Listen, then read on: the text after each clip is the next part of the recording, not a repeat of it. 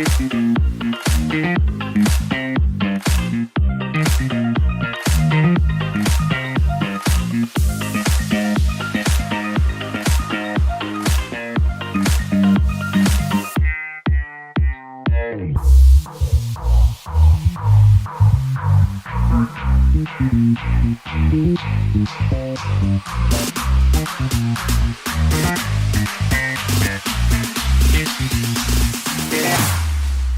we go now.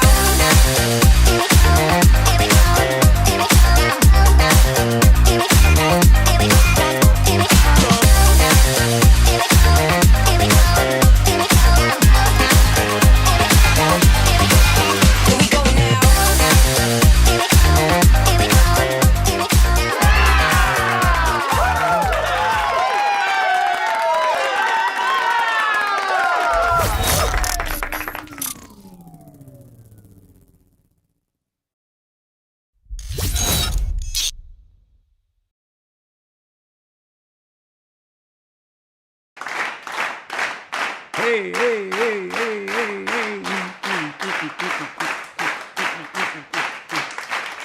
Oh, apologies, y'all. Look, I thought the reunion looks would come out like around noon, but they literally came out 5 minutes after we were supposed to be live. So, of course, there's certain presentation that I like to give you when I upload them to my platform here. So, we will be getting into the Housewives of Potomac Season 10 reunion looks. Let me know if you guys can see me, hear me. We are live on Twitch. We're live on YouTube. We're live on Facebook. We're live on X.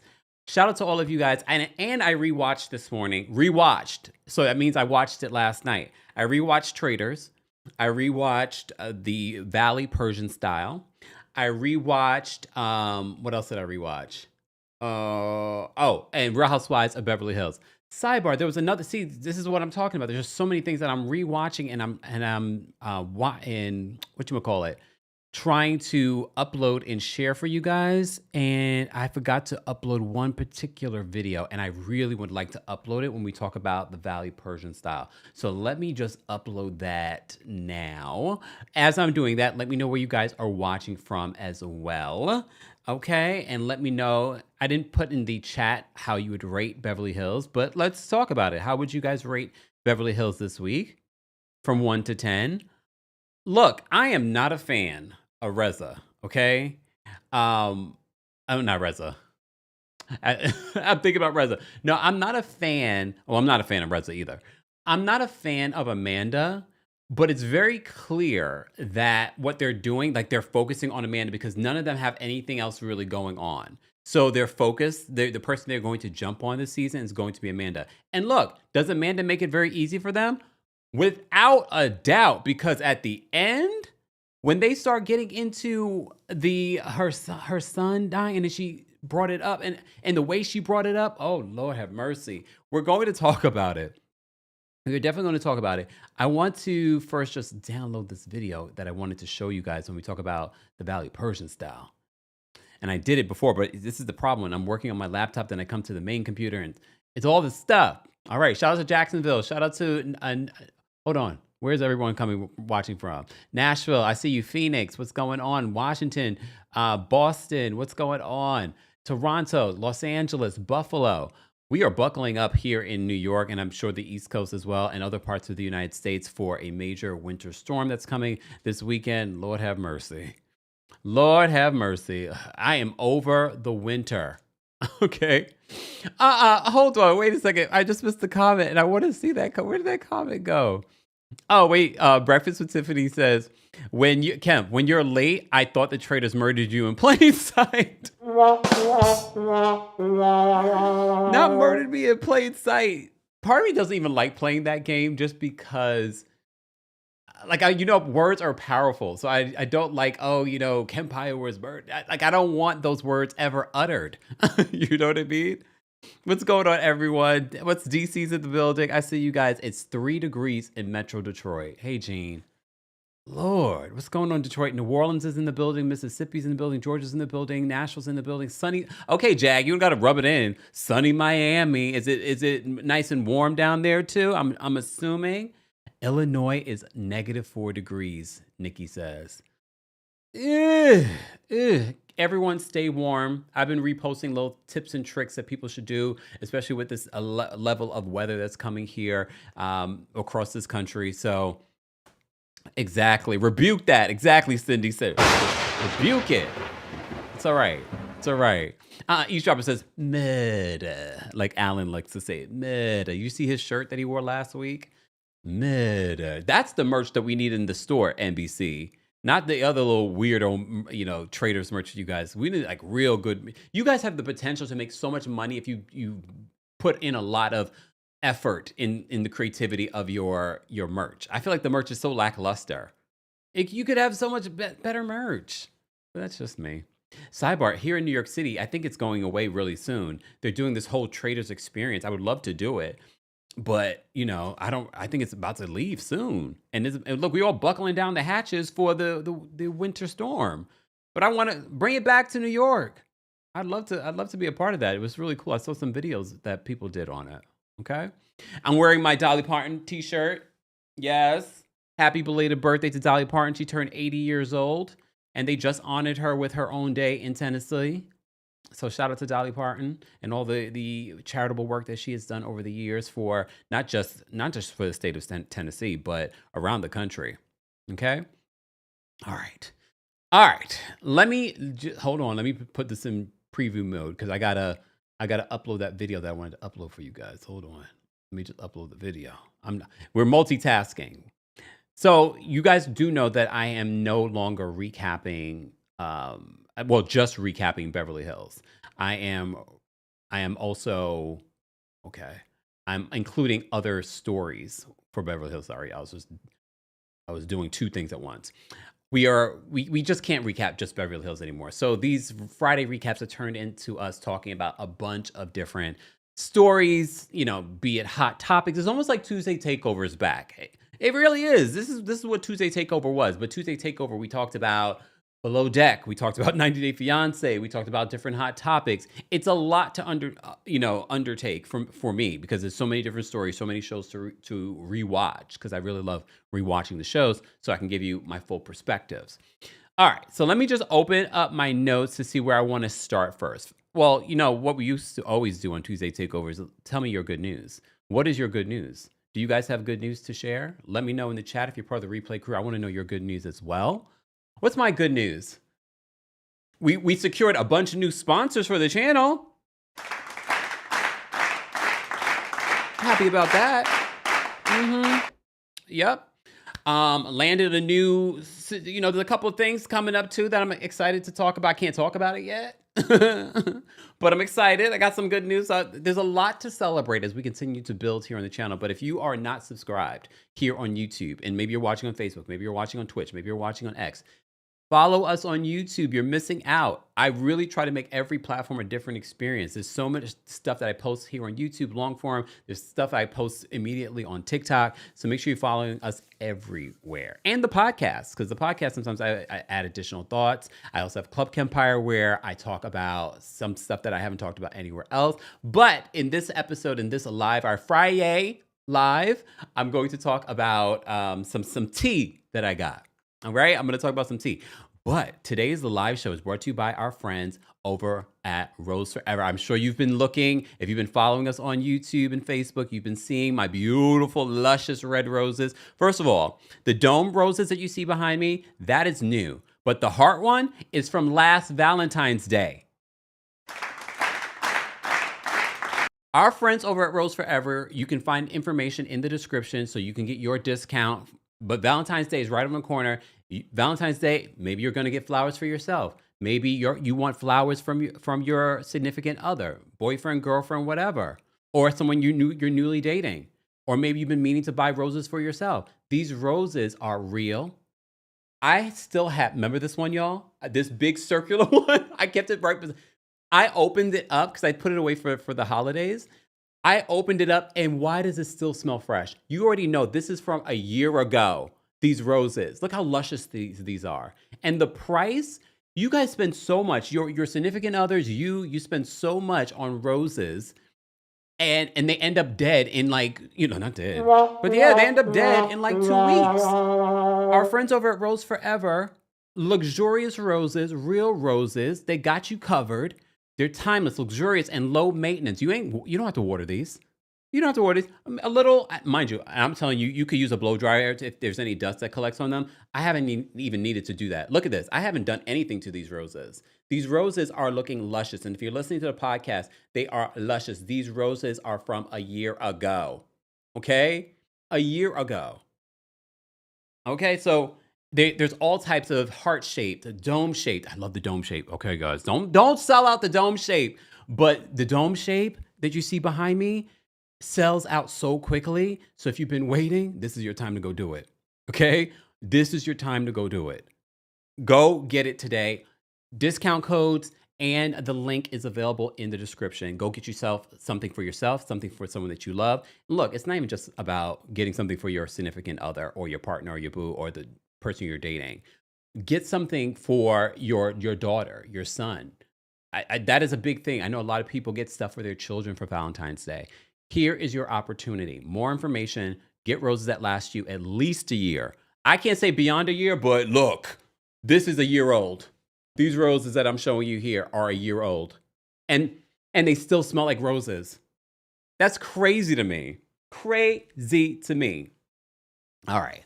All right, guys. Again, more information on Rose Forever will be available in the description along with your discount code. Okay? All right. Where do we even begin? Okay. Because I am so big on making sure that we are taking care of ourselves, Bethenny Frankel recently revealed that she has stage 2 chronic kidney disease. You could watch her video on her social media platform. But shout out to our friend over at here on YouTube, Dr. Frida. Dr. Frida is breaking down what exactly does that mean and how can we make sure that we are taking care of ourselves. Right, Dr. Frida? So let me play for you what Dr. Frida had to say. He said to me, you have stage 2 chronic kidney disease. Real Housewives of New York's OG alum and business mogul Bethenny Frankel shares that she has CKD, chronic kidney disease. I'm Dr. Frida. I'm a board-certified kidney doctor. So let's talk CKD, the causes, how to know if you have it, and what to do about it. Over 35 million Americans have CKD, and most don't even know it. Chronic kidney disease occurs when your kidneys aren't filtering quite the way that they should. We are each born with 2 kidneys, and they're responsible for filtering out your blood. So they get rid of excess toxins, excess fluids. They help to balance your electrolytes. And when they aren't working properly, we call it CKD if you've had a decrease in your kidney numbers for at least 3 months. The most common causes of CKD are, number 1, diabetes, number 2, high blood pressure, but there are many causes other than that. Bethenny shared that she is chronically... Sidebar, for those of you that want to speculate on why Bethenny Frankel might have gotten this particular disease, please stop. Please stop. Any one of us could get something and we can make all kinds of assumptions. She doesn't do this, she doesn't, but please stop with that. That's so negative. Any health thing can happen to each and every one of us. So just be mindful of that. No matter how you feel about Bethenny, we're using this moment as an educational moment for all of us. Dehydrated, and guess what? Dehydration can cause CKD. I've actually put people on dialysis due to severe dehydration. Bethenny also mentioned that certain medications like ibuprofen can increase your risk for CKD, and yes, she is correct. She said there's something that starts with an N that can cause it too. She's probably talking about NSAIDs, non-steroidal anti-inflammatory drugs. Certain blood pressure medications can increase your risk for CKD. Some diuretics or water pills can do it. She mentioned autoimmune disease, absolutely. Diseases like lupus, certain antibiotics can put you at risk, certain chemotherapies. The important thing is to recognize whether or not you have CKD. And here's the trick. If you have CKD2, as Bethenny does, in your lab, it probably won't even light up as being abnormal. So right now, I want you to go to your MyChart, go to your labs, and look at your EGFR. If your EGFR is less than 60, then it will light up as being red or abnormal. Here's the tricky zone. If your EGFR is between 60 and 89, it's probably not going to light up as abnormal. But if your EGFR is between 60 and 89, and it's been going on for at least 3 months, then you have CKD2, like Bethenny, and you must be proactive. There are 5 stages of CKD. The good news is that when you are at an early stage, CKD2, there really is a great chance that the kidney disease can be reversed, or at least the progression can be slowed down. To learn more about CKD, be sure to give me a follow. I'm very proud to say that I have over 950,000 subscribers and hundreds of videos with evidence-based medical information. Congratulations to Dr. Frida. And as soon as I saw this news about Bethenny, I thought of her because that's her specialty. And she did a video. So I wanted to make sure I share this video because that video alone could save people's lives. So be sure to share that. You can find that video on Dr. Frida's social media as well. All right. And prayers for Bethenny. Based on what Dr. Frida says, it does seem like something that they can get under control and be treated. So good luck to Bethenny. And that's the one thing, because everyone always says that Bethenny always shares too much on her social media. She's always talking, blah, blah, blah. But one thing about her speaking out on something like this, it's going to reach the masses for people that didn't even think, oh, this is something I should look at, or this could be something that could happen to me. So these are the moments where I can appreciate a Bethenny, speaking out. Okay. All right. Moving on from there. Real Housewives of Ultimate Girls Trip. I was going to wait and save this for our friends that are part of Club Kempire Baddies. But Club Kempire Baddies, I will, we'll get into some more stuff. But I definitely wanted to share with you some of the tea that I heard about Ultimate Girls Trip. Because you may have seen it that Portia, although she's blocked me, posted on her social media sort of like this meme where everyone was saying she's throwing some sort of shade at someone. So people were speculating because they saw that Portia unfollowed Vicky Gunvalson. So they're assuming that Portia's post was about Vicky.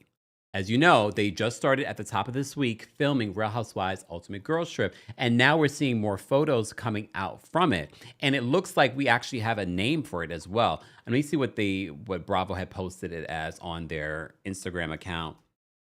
And I'll show you the photos that have been shared because they had, I guess Kyle hosted some sort of white party and a bunch of some of your favorite housewives like Camille, oh my goodness, why can't I think of her name right now? Crystal Kung Minkoff was there. Faye Resnick was there.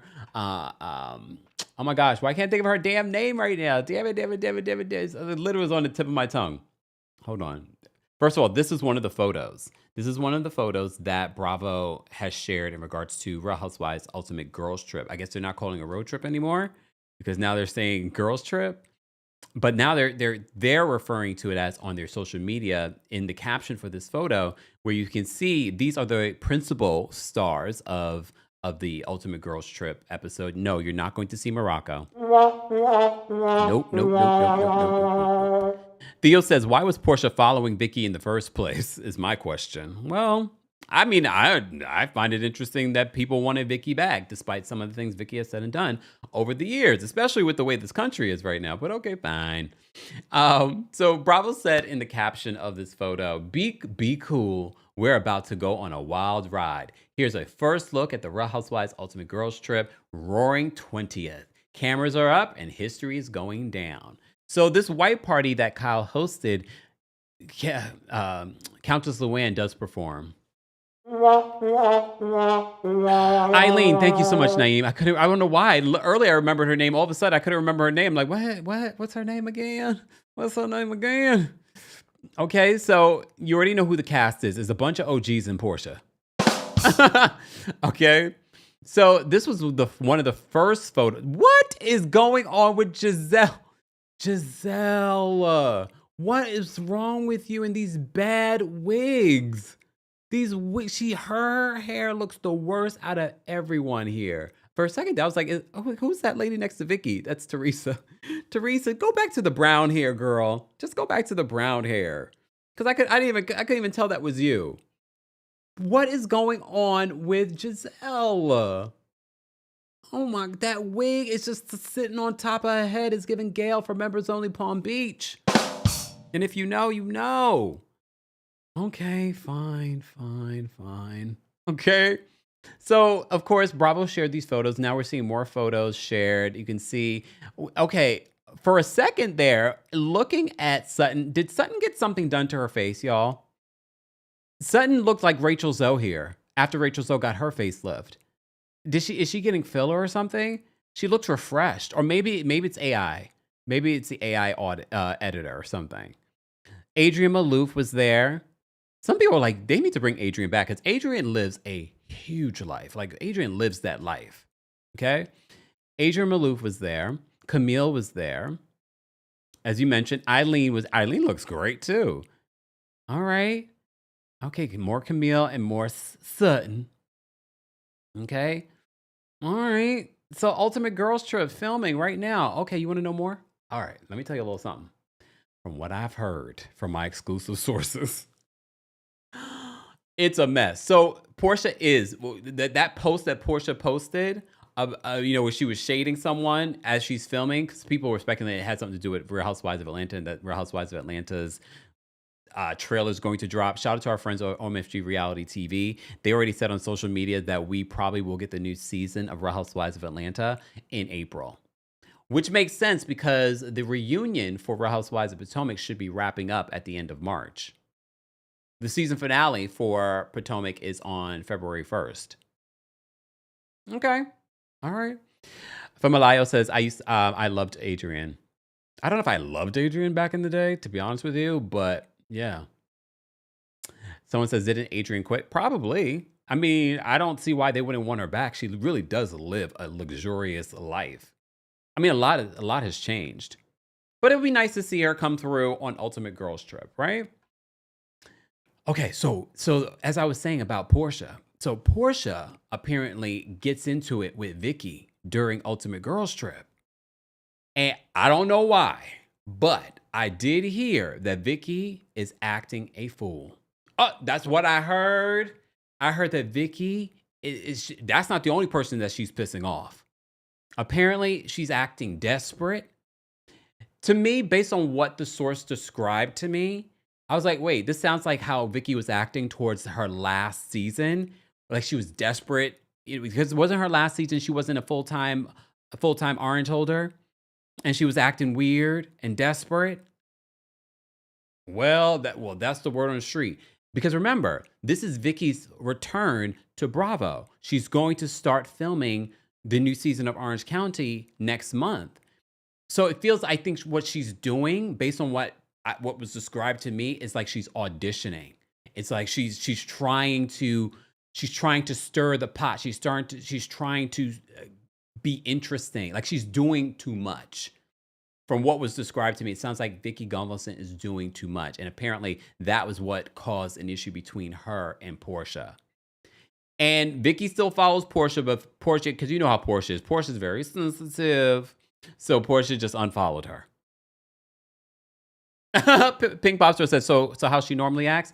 Probably.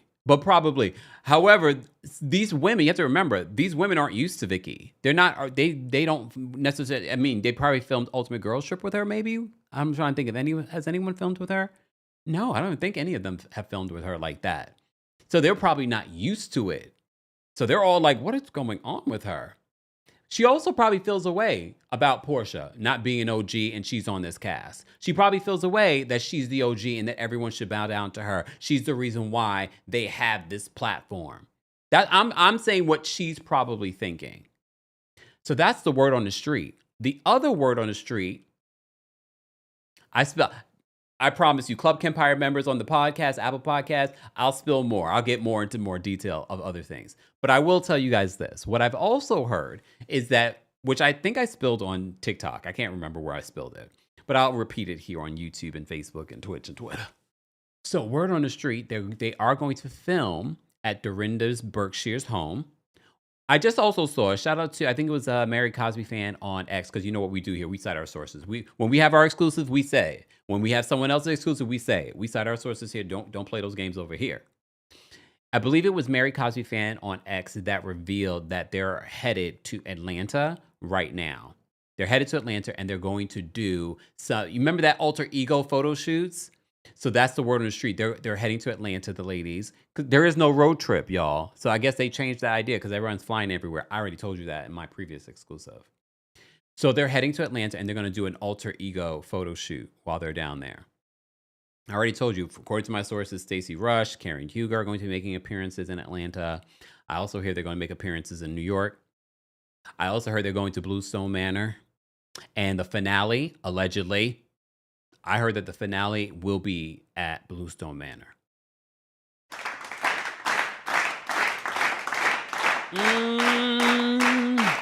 That's what I heard. That's what I heard. But all allegations. So I hear Bluestone Manor will be the finale. And here's the thing. Although I have not been a huge fan of Dorinda in recent years, I've always loved the Berkshires trips. They've been iconic. When you look at how Real Housewives of New York has turned out now, it's like, damn, we really had it good. We really had it good. Essie says an RV would have been fun, right? Like that whole premise, I was like, that would have been interesting. And then when Bethenny came out last week, with her shady congratulations to Nene, and she talked about how she was shopping an idea of her and Nene traveling in an RV. I thought, I kind of want to see that. I still kind of want to see that. But also, when I look at this cast, and this is no shade to anyone, okay? When I look at this cast, Portia has enough, okay? Portia has enough. But I would have loved to see Nene in place of Portia. Because if we're talking about OGs, and everyone is also saying they're mad that they don't see Real Housewives of Miami, an OG from Real Housewives of Miami. I agree. I don't know why they couldn't fit in Miami too. Make it 8. And put Nene in this position. And I told you, for me, it was damage control. I'm not saying that this is fact. It was damage control with Nene coming out, putting out that statement and making it seem like it's okay and thanking Portia. I believe that was to ease the fans from being like, Portia's not an OG. Why is Portia there? And apparently it worked because none of you have made a big stink about it. But I agree. Like if you're going to put anyone from Atlanta there, if you're not going to put Nene, I understand. Nene sued you. She called you guys racist. She called you all kind of stuff. Sheree.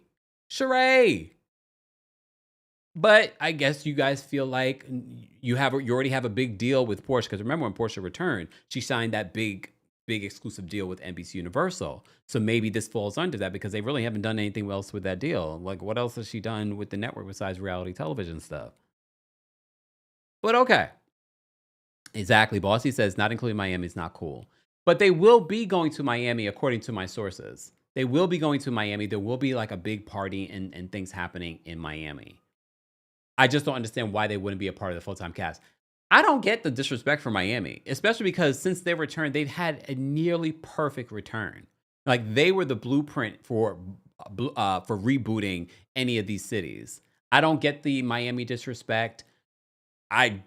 They could have brought back any of those women to the cast. Honestly, I would have brought Adriana. If you're going to choose from the cast of Miami, like the OGs, I would have brought back Adriana. I know there were rumors that Leah Black was asked to come out. No, Leah's not currently on there. Let's bring back, not even Alexia. Let's try someone else. Elle says, what is Lisa Wu doing? Well, I'm sure we're going to see Lisa Wu. So already, remember, they said like 60 plus housewives will be a part of this. Cynthia Bailey already confirmed that she will be a part of it. Crystal Kung Minkoff was pictured there as well. I don't have the picture with me. But she was also pictured at the White Affair that Kyle hosted. Okay, look, FK says I would choose Adriana too because Adriana is unpredictable. Adriana is an OG, so I would have chosen Adriana if I was going to choose someone. Savannah says Adriana and Giselle would fight because they had their beef. See, that's perfect. I want to see how this is all going to play out in regards to how you're going to edit it because you're going to put all these housewives together at these different functions and parties. It's going to be interesting to see how that all plays out. Okemia says that I like Leah Black and she's a rich widow now. I mean, she was a rich wife when she was married. I mean, when he was alive. So either way, she was rich. Either way, she was rich. Regular Robin also confirmed that she will. I saw she confirmed that on her podcast that she will also be filming a little bit for this 20th anniversary. So good for Bravo. I still just kind of look at this cast and say to me, if you guys wanted to do this right, you should have included Nene as a part of the main cast. Honestly, I feel like she should have been part of the main cast. But okay. And Miami should have been a part of it. Okay. So these were some of the photos from the white party. Okay. All right. Let's move on from there. Since we're talking about Beverly Hills and some of the ladies from Beverly Hills, maybe we should just get into Real Housewives of Beverly Hills, right? Why not? Because it's becoming less and less my favorite show to talk about or to recap, but we'll talk about it and then we will get into some other mess for today. While I'm doing that, guys, don't forget to like today's video. Don't forget to share today's video. Don't forget to subscribe. It is subscribers only live chat. Where are my notes? Okay, let's just go. Let's just get into all of what happened in Beverly Hills. Bose and Rachel go shopping, okay? And Rachel, it seems like Rachel's jumping on the bandwagon of, we don't like Amanda. And I get it. There are things about Amanda. Honestly, there are things about Amanda that I get why people wouldn't like and find weird and be like, okay. But I also get why they hired her as a full-time housewife because she's causing for a reason to watch, to be honest. So Rachel talked about her love of shopping. She's at this vintage shop, and this is what Beverly Hills does. This is what production is going to lean into because you guys say this is why you watch Beverly Hills. You want to see the vintage. You want to see the shopping. Bose arrives, and Bose has been going through her IVF journey, and she reveals to Rachel, they discovered that, I have good news. They have 6 egg houses. How are you guys feeling about this as a storyline for Bose? Okay. Bose later says, and I'll just say this now, Bose later says that Keely, he really wants children. Keely is also her age. So if Keely men can have children at any age. Women can't, unfortunately. So part of me feels sad that she feels like, it almost feels like she's doing this for him as opposed to necessarily doing for herself. I know last season she did say that she was doing for herself. She kind of wanted to be able to finally enjoy a pregnancy. I don't know if she's enjoying this process so far because it seems like a very daunting process. I saw on Watch What Happens Live, she said that she was partying with Quad. And Andy, this is why I don't understand why you host the reunions. How do you not know that part of Quad's season is her going to Ghana for her IVF journey treatments? He was just like, oh, you guys have partied multiple times in Ghana. And the Quad was in Ghana when we both were in Ghana. But yes, sir. I will never understand why he hosts those reunions. He probably just literally watches the episodes right before the reunion. Anyway, so she reveals that this is something that Keely really wants. He wants to really have children. And I believe she really does too. I just feel like, are we doing this for him? Is that really realistic? Did you have to do all these things to your body for him? Okay. All right, fine.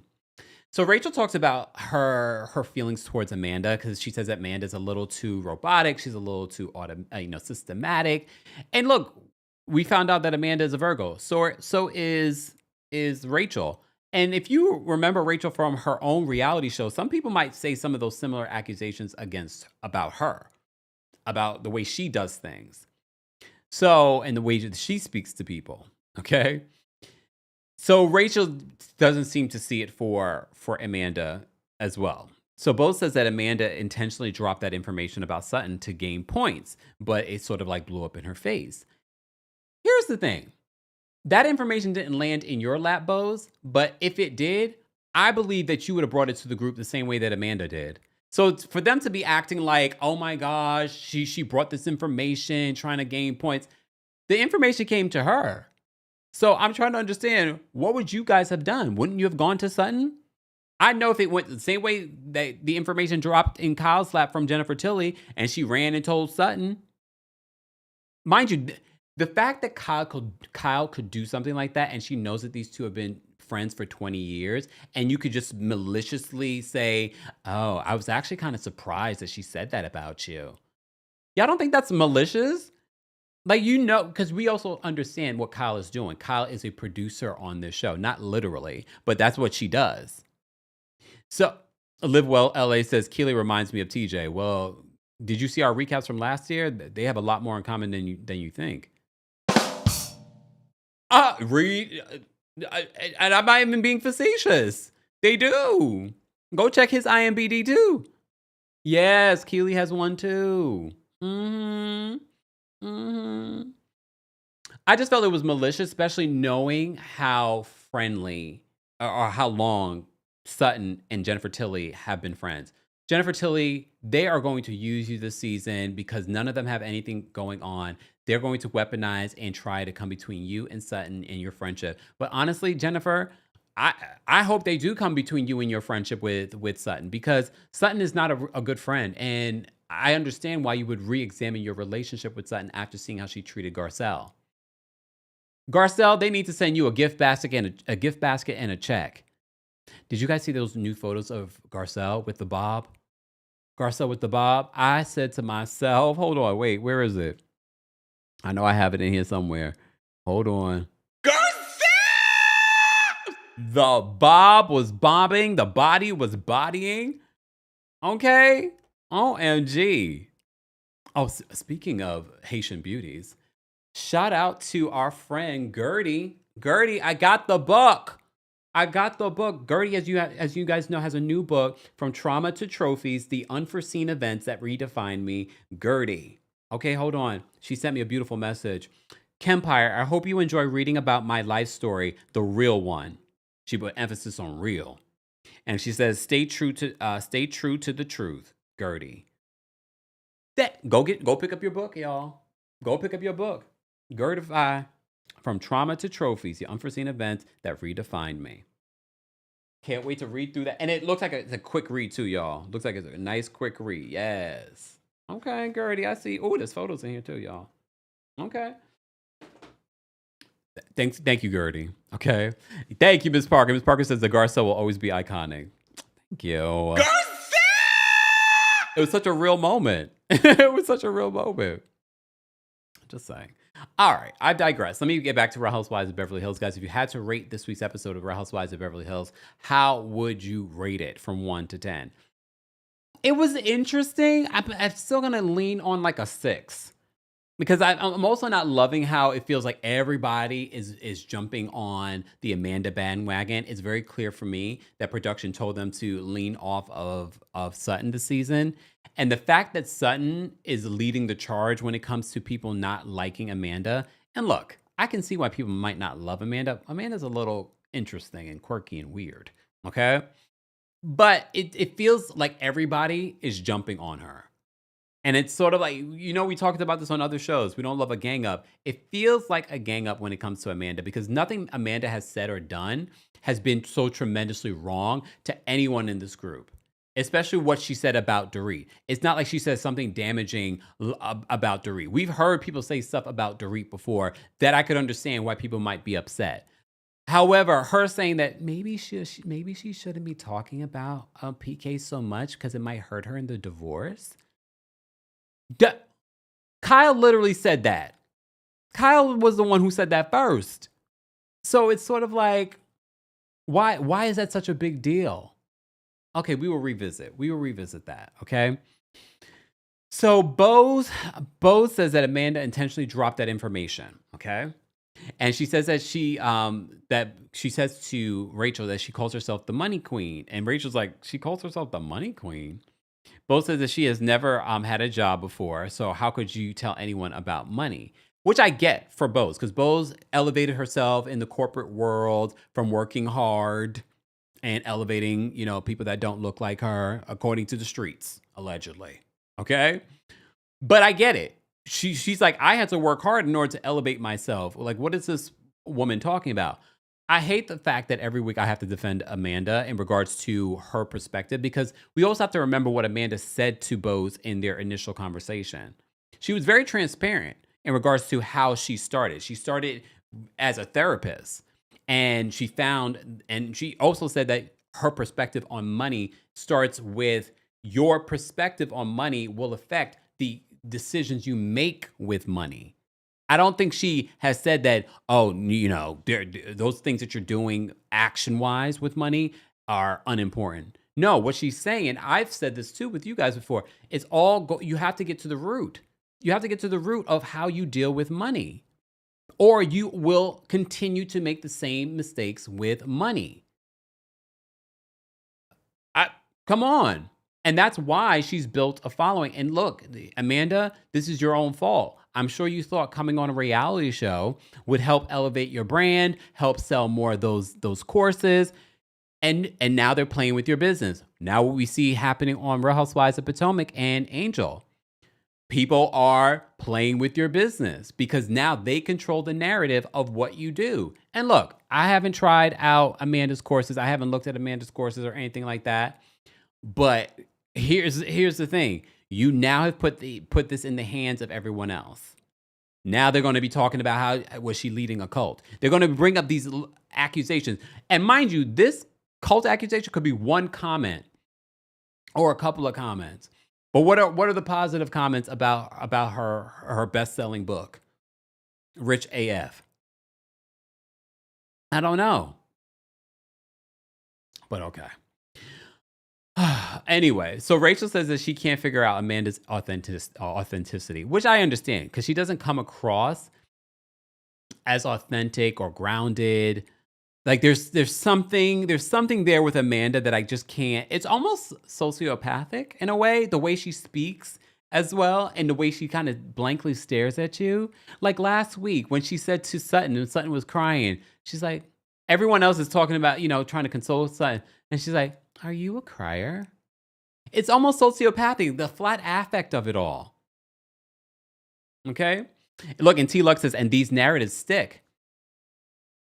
And that's a risk you take when you film a reality show. Even if you were to film it as a friend of or a side character, you have no control. You sign off control of how they're going to depict you on reality television.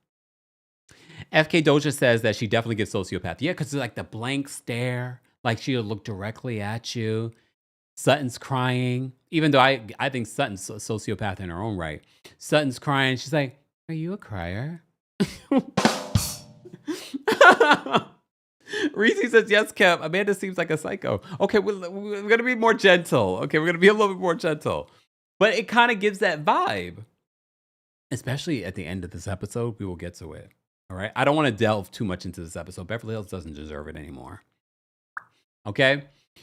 So Rachel's like, they asked Rachel, would she read her book, Rich AF? And Rachel's like, no, it doesn't seem like something that I would read. Amanda and her husband at home at their rental property she has like two parts. She has the house that she bought from Kyle, and then she has this rental property, and she loves it because it's like a difference. Like they're living in the 80s. She says it's like they're living in the 80s. Her and Eddie. Okay, so she brings up the information that she brought to Sutton, and she tells Eddie that Sutton kind of was like cold with me when I said that to her. So her husband says something really interesting. He's like, oh, she's got a few more moments before you cut a B word down. I was like, oh, I didn't expect that comment from him. I was like, oh, not cut a B word down. Then Amanda's husband, then they start talking about, they remind us that Amanda lost her son, Zion, when he was only 5 days old. Remember, Zion and her other son are twins, and she lost one of the twins. So he talks about how he felt connected to Zion the other day when he was putting the kids to bed and things like that. So that's important to note because later on when Amanda speaks to the medium, the psychic medium, that she's looking for a way to connect because she feels since her son Zion died, she has not been able to connect to him in that way, which I find to be interesting. All right, Dorit meets with her new management, y'all. Because you also know part of Dorit's storyline this season is that she's going to write a memoir with a co-writer. Yeah, ghostwriter, someone. So PK used to manage her. Really? Manage what? Your deals with Bravo? Like what else was he managing? Well, she Beverly Beach and stuff like that. No wonder that wasn't successful. So she's got these two young ladies managing her now, and they're talking about all the things. She's like, I need to work. I need to work. I need to make money. Really? Dorit and PK's finances, they will never make sense to me. But fine. Y'all are okay with it. Y'all are questioning Amanda and how Amanda makes her money when you can see how Amanda makes her money. But Dorit, there are a lot of correlations between Dorit and Amanda. Because last week, Rachel was judging Amanda for all the name brand labels that she had on her. I was like, did you see Dorit how many seasons ago? It's only recent seasons that she hasn't really worn so much like actual branding on herself. But Dorit was the queen of wearing all the brands on her. Okay. Sigrid DST says nobody cares to read. Who will be reading that book? I will read From Traumas to Trophies by Gertie before I read anything coming from Dorito. To be honest with you. I'll be reading this book. Okay? Thank you, Gertie, for the book. Okay. Wait, did she have a co-writer on this one? No. This is all Gertie, I think. My memory, yeah. Hold on. Does she have a co-writer on this? Look. And there's nothing wrong with a co-writer. I'm just bringing it up because there are conversations about having a ghostwriter. I don't see a co-writer on this one, y'all. But maybe there was. Oh, Russell wrote her a little message in here too, y'all. Look. All in this. But anyway. Okay. FK Doja says definitely reading Gertie's book. Right? Trinity says I wouldn't read it for free in regards to Dorit's book. Me either. So even if Dorit sent me a book, I'm like, okay. So Dorit has new management. Let's move on. Who cares? Kyle and Sutton meet up to go to Infrared. Infrared's supposed to be really good for you guys. Did you know that? And now they have like these different places where you can just go for infrared. I don't like those places because after infrared, you want to be able to go take a shower, you know what I mean? And clean up a bit. But I like the idea. And then they also sell those ones you can do at your home. Some people have it. If you're rich enough, some people actually have an infrared sauna in their home. I don't. But goals, right? Goals. Infrared is supposed to be very, very good for you. I've heard multiple doctors talk about it, the benefits of infrared sauna. So Colin and Sutton meet up to catch up, have a scene, whatever. Kyle tells Sutton what Jennifer said about her. Kyle says that Jennifer says that she understands why Garcelle isn't friends with her and that Sutton is problematic. When they flash back to what Jennifer said, that wasn't exactly what she said. And you could tell that Kyle was trying to remember exactly what was said. Why would Kyle insert herself between these friends that have been friends for 20 years? She has no bound. She's always going to think about the show. Hence, this is probably why they keep her on the show. She has no sort of like, you know what? That's going to be too far. Let me not play these games. Jesse says, just put a red light in your bathroom. Jesse, if you don't... The infrared sauna is different than the red light therapy. Okay? Excommunicado says, Kempire, please read the Russell's message to Gertie. I'd rather hear that than about Dorit or Beverly Hills, to be honest. Maybe another time. So Kyle decides she's going to relay this message that Jennifer Tilly opened up to her when they were both just yelled at by Sutton. And Sutton seems to be like, well, that's sucky. And they flash back to Sutton and Jennifer Tilly talking about the fallout with Garcelle. And you see Sutton crying about it. Sutton wants to pretend like she doesn't understand why her and Garcelle are no longer friends. And she's refusing to talk about it. That says more to me about what Sutton did more than what Garcelle may have done. That Sutton doesn't want to talk about it and that she's so sensitive about it because people see you for who you really are, Sutton. But I do find it interesting that Kyle tries to bring back this news and doesn't even bring back the news accurately. Okay? The V-Live says that Kyle didn't like it when Dorit saw where Kathy was coming from. Kyle knew Kyle was in that moment was producing. She's like, I'm going to bring this information that Jennifer told me, and we're going to have a scene. That's what Kyle was doing. Clearly, that is exactly what Kyle was doing in this moment. All right. Moving on from there, because it comes back up later on. Hold on, y'all. Sorry, Facebook. Something was going wrong with Facebook. I don't know what happened, y'all, but we weren't able to stream there. For those that are just joining us, don't forget to like the video. Easy, free way of supporting not just my channel, but other channels as well. Paint These Wings. Thank you so much for the super chat. Paint These Wings says, when I think of Housewives, I think of Nene. Most memeable housewife in Bravo history. I want her full time. I have to agree. Thank you so much for the super chat. Guys, you can also support just by liking today's video. Don't forget, we are live on Twitch as well. Hey, Vicky. Vicky's watching on Twitch. Shout out to those of you watching on Facebook. If we are still somewhat on Facebook, we're probably live on Kempire Daily on Facebook. For some reason, we just lost connection with the other one. Who knows? Facebook has been acting all kinds of weird, y'all. Make sure you update your passwords and all that stuff. We were talking about that the other day. Exactly. Singer DST says, so Garcelle's all Sutton's going to talk about? Got it. They all keep bringing up Garcelle.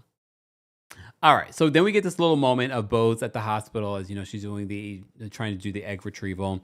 And this is where she mentions that Keely really wants to have a kid and she's concerned about his overall satisfaction. Okay. You like it. We love it for you. Rachel has a party, but they've lost power. Okay, but she's still going to throw this party. When did Erica and Sutton become besties? Oh, when production told her to be nice to Sutton?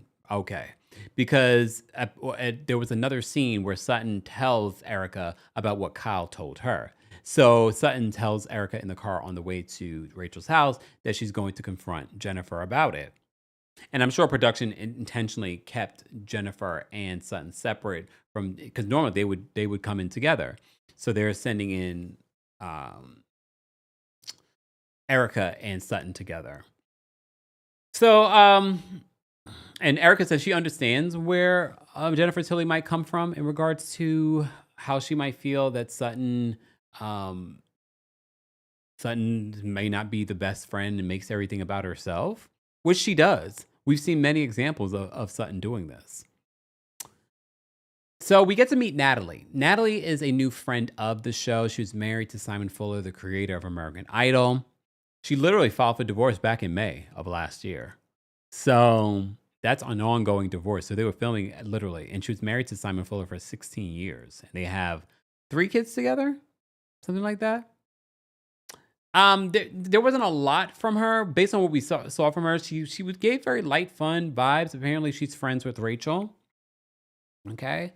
When Jennifer Tilly arrives, Rachel is looking at all of her outfit, her jewelry. She's just looking at all the stuff on her hands. And she's like, you know what?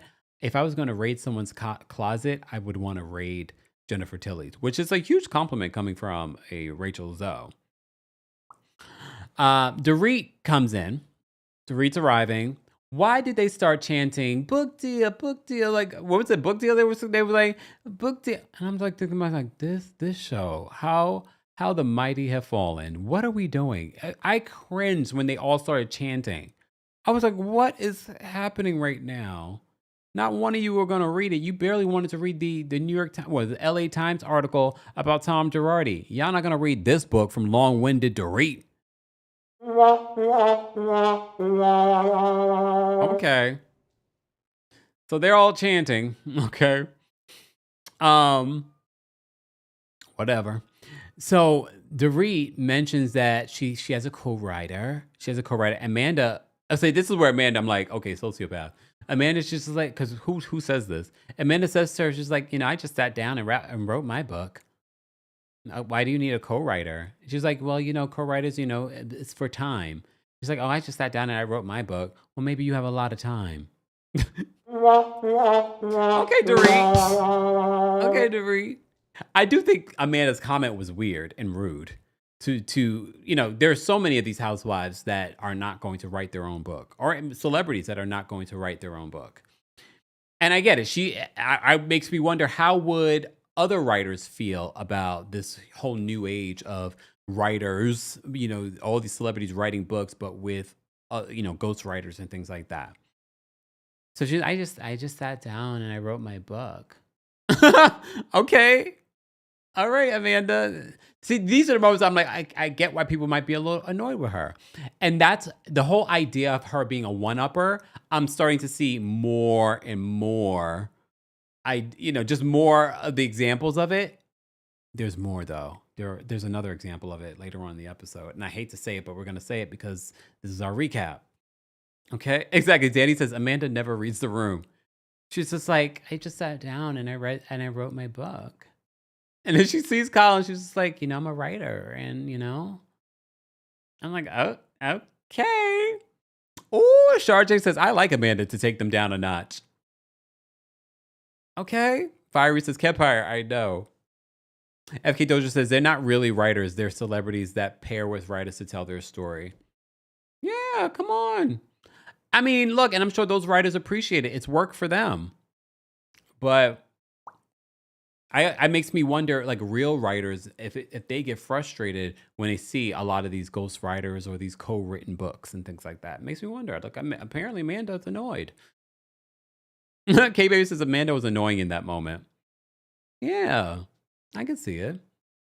All right, moving on. And Dorit's just like, so Dorit, Erica and Rachel, they go to commiserate. You hear that, Michael Rappaport? Michael Rappaport is so, what's the word? He is so annoying. Why did he reply to the video that I did on X? I posted the video in regards to Ron having autism. He replies to show the clip of Ron basically cussing out Dorinda. And I'm like, you don't read the room. We still like Ron more than we like you, Michael Rappaport. Don't be using my... Sir, don't you have anything better to do than be on social media looking for your name? Or looking at the Traitors stuff? Lord, annoying. James Patterson has co-writers? It's not a big deal. Really? I didn't know that. Well, now that makes me look at the situation a little bit differently because James Patterson has co-writers? I mean, I guess it's not that big of a deal. I mean, it's collaborative. I didn't know he had co-writers, though. Okay. All right, moving on. Now we're going to get in a whole sidebar about that. Delicious says, Amanda is grating on me. Understandable. Yolissa says, Amanda is so annoying. But what would we be talking about? It feels like every scene they're talking about Amanda. Candy says, I can't stand thirsty. Michael Rappaport. We're going to talk about Traitors in a second. Guys. If you're just joining us, don't forget to like the video. It's easy, free way of supporting not just my channel, but other channels as well. I will put the timestamps later on today. I can't promise right after the live, but later on today, I will put on the timestamps. This is our special Real Housewives of Beverly Hills recap, but we are also talking about other Real Housewives, reality television, news as well. We'll also be talking about the Traitors in a little bit as well. Elle says that Michael's attention seeking. Yeah. So I just finished watching the Traitors too, but I'm not gonna say my thoughts until you mention it. We're gonna get there. We're gonna get there. I'm gonna switch it up every Friday, whether or not. Well, first of all, I can't promise you that every Friday I will be going live, but when I do, I'm going to be switching up when I talk about Real Housewives of Beverly Hills. Okay. I do want to talk about the Valley Persian style as well. So let me get through this Beverly Hills stuff. Okay. So Amanda has a comment. So they go to commiserate. Erica, Sutton, and Rachel, they're commiserating on that comment. And Erica's like, I wrote a New York Times bestselling with the co-writer. And Rachel's like, oh, I have 2 New York Times bestsellers, blah, blah, blah. So Sutton wants to be a part of the group. Sutton has always, and this was the problem that Garcelle had with Sutton. This is what Sutton has always wanted. She wanted to be a part of the Mean Girls. And now she's a part of the Mean Girls. And now she's treating Amanda how they used to treat her. That's why I kind of look at Amanda. I'm like, yeah, Amanda's not the most likable. Sutton wasn't the most likable either. Please understand, we remember Sutton, we tolerated Sutton for a lot. But she wasn't the most likable either. But we also understood, like, they're not the nicest to Sutton. They're always, picking on Sutton, blah, blah, blah. And here it goes. This is exactly what Sutton always wanted. She wanted to be a part of this crew. So she comes over while they're talking about what's been going on with Amanda. That's when she decides to connect with Dorit and tell Dorit, oh, and Amanda was talking about how you're talking so much about PK and about his alcoholism and if you should have brought that up. And she's just like, oh, really? Dorit says, oh, really? And I'm just looking to, like, Sutton, this is what you've always wanted. This is what you've always wanted. Okay. Amanda is Sutton, just new money. Well, no, Sutton is new money too. Remember, Sutton didn't grow up with she didn't grow. Well, again, no, she didn't grow up with money like that. Sutton's money is all new. Her and her husband built that together. Yeah. All right. Moving on. Like, old money is like the Rockefellers or even Kathy Hilton. Like, that's older money. Sutton's is fairly new money too. She's nouveau riche. All right. Theo says, God, I can't stand Dorit. All right, let's move on from there. So Sutton decides to sit down to have a conversation with Jennifer Tilly about what's been going on. Sutton was already acting awkward around Jennifer. Jennifer came in with her usual bubbly self. Sutton pulls her to the side to have this conversation. Sutton says that she spoke to Kyle, and Kyle says that you said that I always stir up trouble, and that's why Garcelle doesn't want to be friends with Sutton. So they flash back to what Jennifer said, and that's not exactly what Jennifer said. She says that it's always about Sutton, and that's one of the reasons why Garcelle left. So just the changing of what was said. I don't know if Sutton would still be upset with what Jennifer said, probably. But still, it was just like, that's not exactly what she said. You guys should have not gotten involved in this 18-year friendship. But I already knew that this friendship would go down the drain with her coming on this show. Okay. So Sutton, Dorothy, I think you mean Sutton, right? Sutton really thinks that she's a part of the Fox Force flunkies. She really does, but she's not. She's not. I'm telling you, when they hang out, they're not inviting her. So they flash back to what Jennifer Tilly says. Jennifer, in the moment with Sutton, says that she doesn't recall what she said in that moment. She might have brought up the fact that Garcelle left, and she says that after Garcelle left, she did re-examine her friendship with Sutton because she didn't like the way that Sutton spoke to her, because she's like, I would never speak that way to Sutton. So I can see that. I could definitely see that. She probably also has seen the way that Sutton treated Avi. Yes, Avi worked for her, but come on. So Jennifer says she doesn't remember exactly what she said, but she says, like, you know what? I probably shouldn't have said anything to Kyle. And I'm sorry. Like, but that's the thing. When we talk about healed astrological signs versus unhealed astrological signs, Sutton comes across to me as an unhealed Virgo, and Jennifer Tilly comes across to me as a healed Virgo. And this is what we're seeing here, because they're both Virgos, and you're seeing very different energy. And I felt for Jennifer Tilly. Jennifer Tilly gets nervous because they bring it back up again at the table. She's not used to this sort of dynamic. And I always ask myself, why is Jennifer Tilly even doing this stupid show? She doesn't need this show. But maybe she thinks that being on the show will open up other opportunities for acting for her. Maybe. Jennifer, it's not worth it, girl. It's not worth it. They're making you work like you're a full-time member. You do not need this show. Please understand. And God only knows what Sutton has said to Jennifer Tilly that has been problematic before. I'm pretty sure, because people forget that Jennifer Tilly is biracial. So I think sometimes people might say things in front of her that they don't realize that might be offensive to her.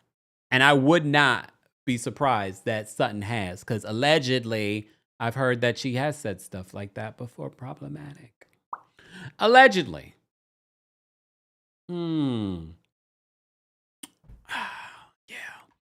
Pretty Miss Amazing says, Kempire, tell me about Pisces men. What do you think? This is a psychic reading? But at the Kempire After Dark live show happening on Friday, March 13th, we will be talking about that and so much more. Don't forget, our only live show of 2026 will be here in New York City on March 13th at the Green Room 42. Tickets are now on sale. Get your tickets if you're in the New York City tri-state area or want to be or will be. Get your tickets today. And don't forget, there is a live stream option. So if you live somewhere across the country or around the world, you still will be able to be part of the show and be able to keep that show for 1 week after. But you have to buy the ticket now or before March 13th. Okay? All right. Exactly. Hey, Dr. Miss Honey. Going to Home Depot lately? Dr. Miss says, let's not forget Crystal. We haven't forgotten. See, K-Baby says, I always forget she's biracial. And I'm sure Sutton does too. So I'm sure Sutton does too. Ayanda, I think it's if I'm mispronouncing, I apologize. Thank you so much for the super chat. Kempire, the RHOP reunion looks are out. We're going to talk about them. I have them. That's why I was a little late today. I have them. We're going to talk about them after we talk about, okay, I'll mix it up. I'll talk about Potomac after Beverly Hills. Let me just get this last part out because they have the dinner. Sutton tells Kyle that Jennifer doesn't remember saying that. So Kyle says, Kyle is a lot more evil than you guys give her credit. Because Kyle said, oh, so you think I'm lying to you? You think I made that up? So she's like doubling down on this situation. And Jennifer immediately jumps in. She's like, I think you guys are making a mountain out of a molehill. So they had that little back and forth. You could tell that Jennifer feels like she feels ganged up on in that moment because she's like, I don't, maybe I'm making it worse. I felt for her. I felt so bad for her in that moment. Okay. So they quickly move on from that because Dorit wants to make it about herself. And she's like, Amanda, I heard that you had issues with me talking about PK. So she brings that up. All right. But right before this, Amanda went for her reading. Because remember this party that Rachel's hosting, she also had her psychic friend there doing a tarot reading for everyone. So Amanda went over there hoping that this psychic medium would be able to connect with her son that passed away at birth at 5 days old. And the psychic medium basically said, I really can't control who comes through. And she says, I don't feel anything, but the cards are telling me that you should remain open, go out into nature, and your son is trying to communicate with you. So I felt for Amanda in that moment because Amanda was feeling like her husband or her fiance had been connecting with their son Zion in different ways, like he was getting messages and things like that in different ways, and she felt like she didn't have that. So she was hoping that the medium would have a message for her. So, and that was heartbreaking for her. So that's important to keep in mind. That happens right before they sit down and have the dinner. So they sit down to have the dinner. The Sutton, Kyle, and Jennifer Tilly of it all happens. Then Dorit decides to address Amanda and some of the things that Amanda may have said. Amanda is just like, I don't recall that I said anything like that, but okay. But Amanda stops the conversation and says that her son died 3 years ago today, and that she's holding on by a thread. Mind you, she had just gotten the reading, and now she's sitting down having this dinner with them. Everyone was just like, oh, like we didn't know, because she hadn't mentioned it, but no one had known. Here's the thing. The minute she said it, that should have been Dorit's cue just to let it go. But you see Dorit sort of pause, and she's like, I'm so sorry, I didn't know. And then she continues with it. So for me, it was sort of like, yes, Amanda could have been using that as an excuse to shut this down, but it's a legitimate excuse. And this was Dorit's opportunity, like, you know what? We will revisit this at a later time. But Dorit's the one who doubled down and kept on going with it. Okay? So Amanda answered her question. First of all, Kathy saying, because when Amanda said, she couldn't talk about this, her Zion died. Kathy Hilton said, "Wait, is that your dog?" Oh God. Kathy. She's like, "No, it's not my dog. It's my son that passed away 3 years ago." But then Kathy immediately was like, "Oh my gosh, I'm so sorry." But Dorit decides to keep going. She decides to keep going.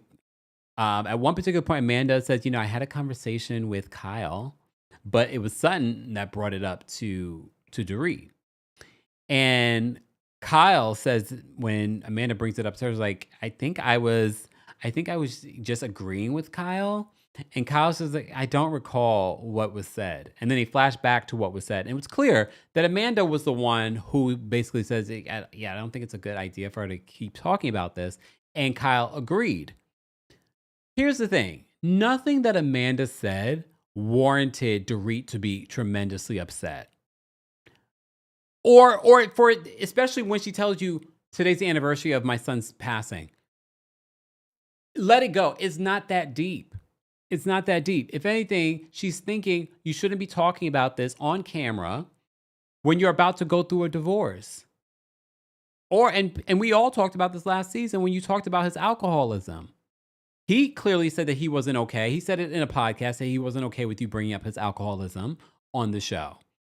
And you made it seem like he was okay with it. He said that he wasn't. But the minute she brought that up, you should have shut it. The minute she brought up the fact that this was the anniversary of her son's death, you should just left it alone. But this is very much like Kyle. They don't think about those things. They're thinking more about producing a moment. So they keep going. Kyle says she doesn't recall. They flash back to that conversation between Amanda and Kyle. Amanda then says, because Dorit's still going, she's like, "Do you think it's fair to bring this to me when I just told you what I'm going through? He died. My kid died." Ooh, damn.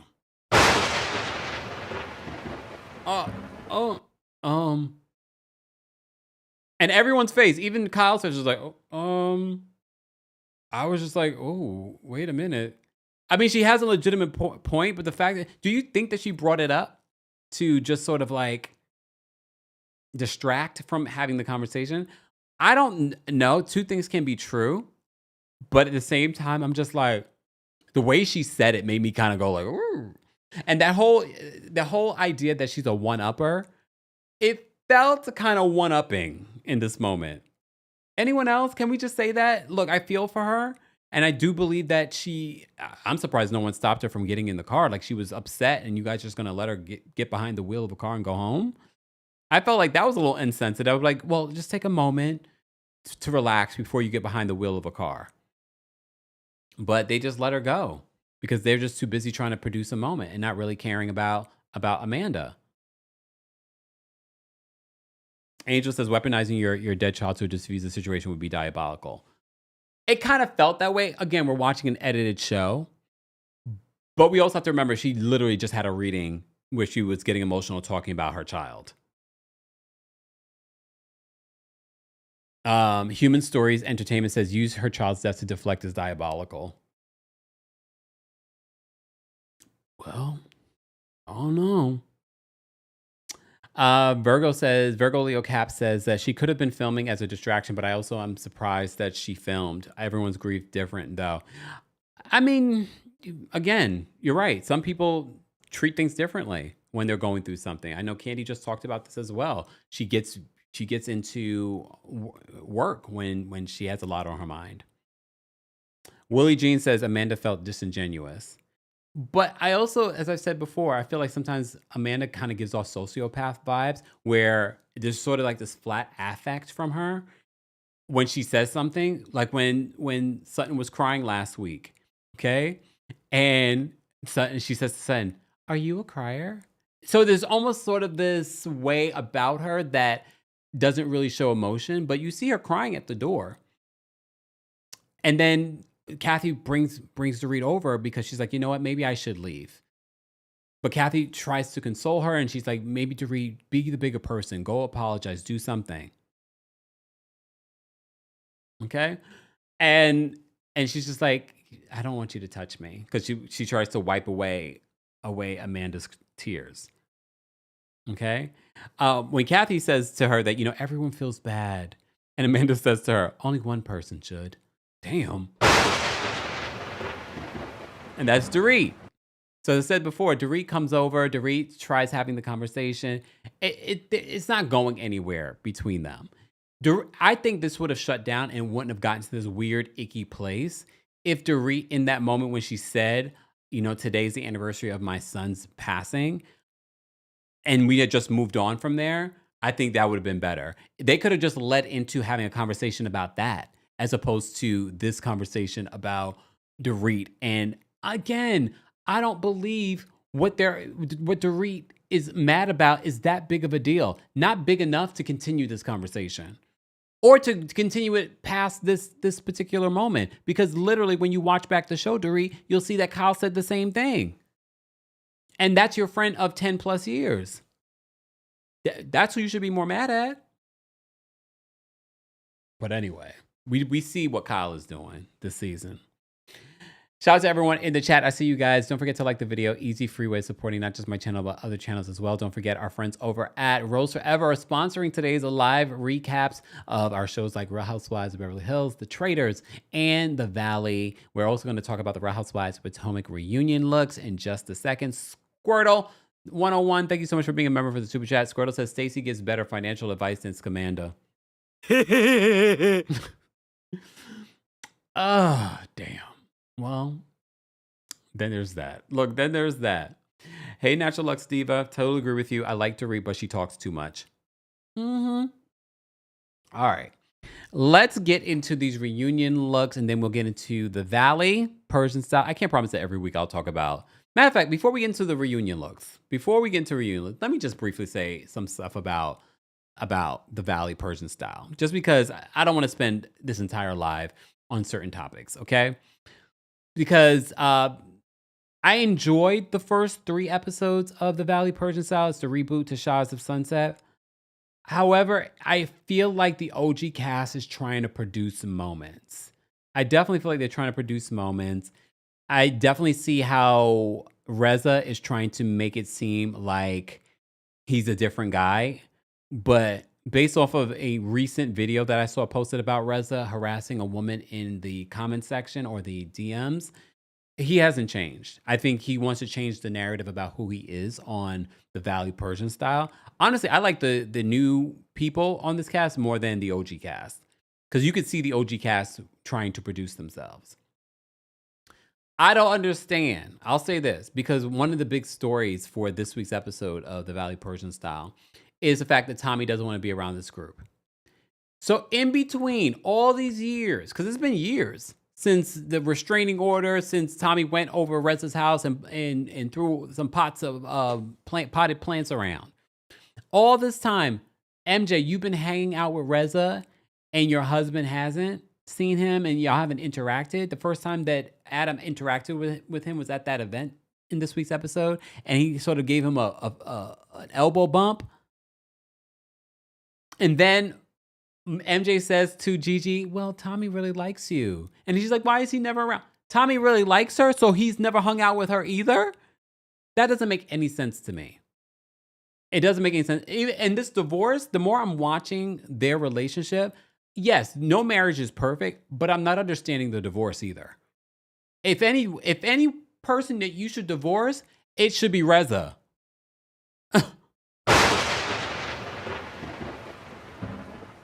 Hey, Dr. Jen says it's been about 5 or 6 years. And it feels like MJ has decided to choose reality television over her marriage. That's the way I'm putting it together. Because I told you last week, I feel like her friendship with Reza is all contractual. I don't believe she really loves Reza like that. They both have gone below the belt and said the most disgusting things to each other over the years on Shots of Sunset. And the reason why Tommy doesn't like Reza, because he doesn't like the way that Reza speaks to women.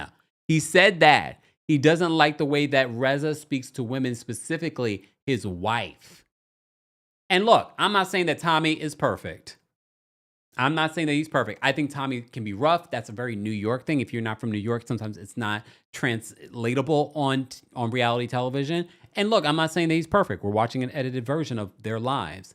I'm not understanding this relationship and the downfall of this relationship, but maybe we'll see more during the season. I'm not understanding. I did see MJ on the Humble Brag podcast. She talks about the divorce and things like that. I have a feeling they're going to mend fences and come back together. I have that feeling, but we shall see. Okay.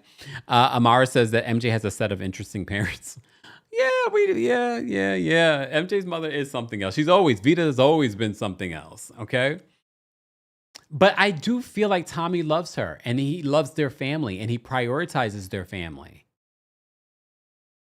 It's hard for me to understand what's happening between.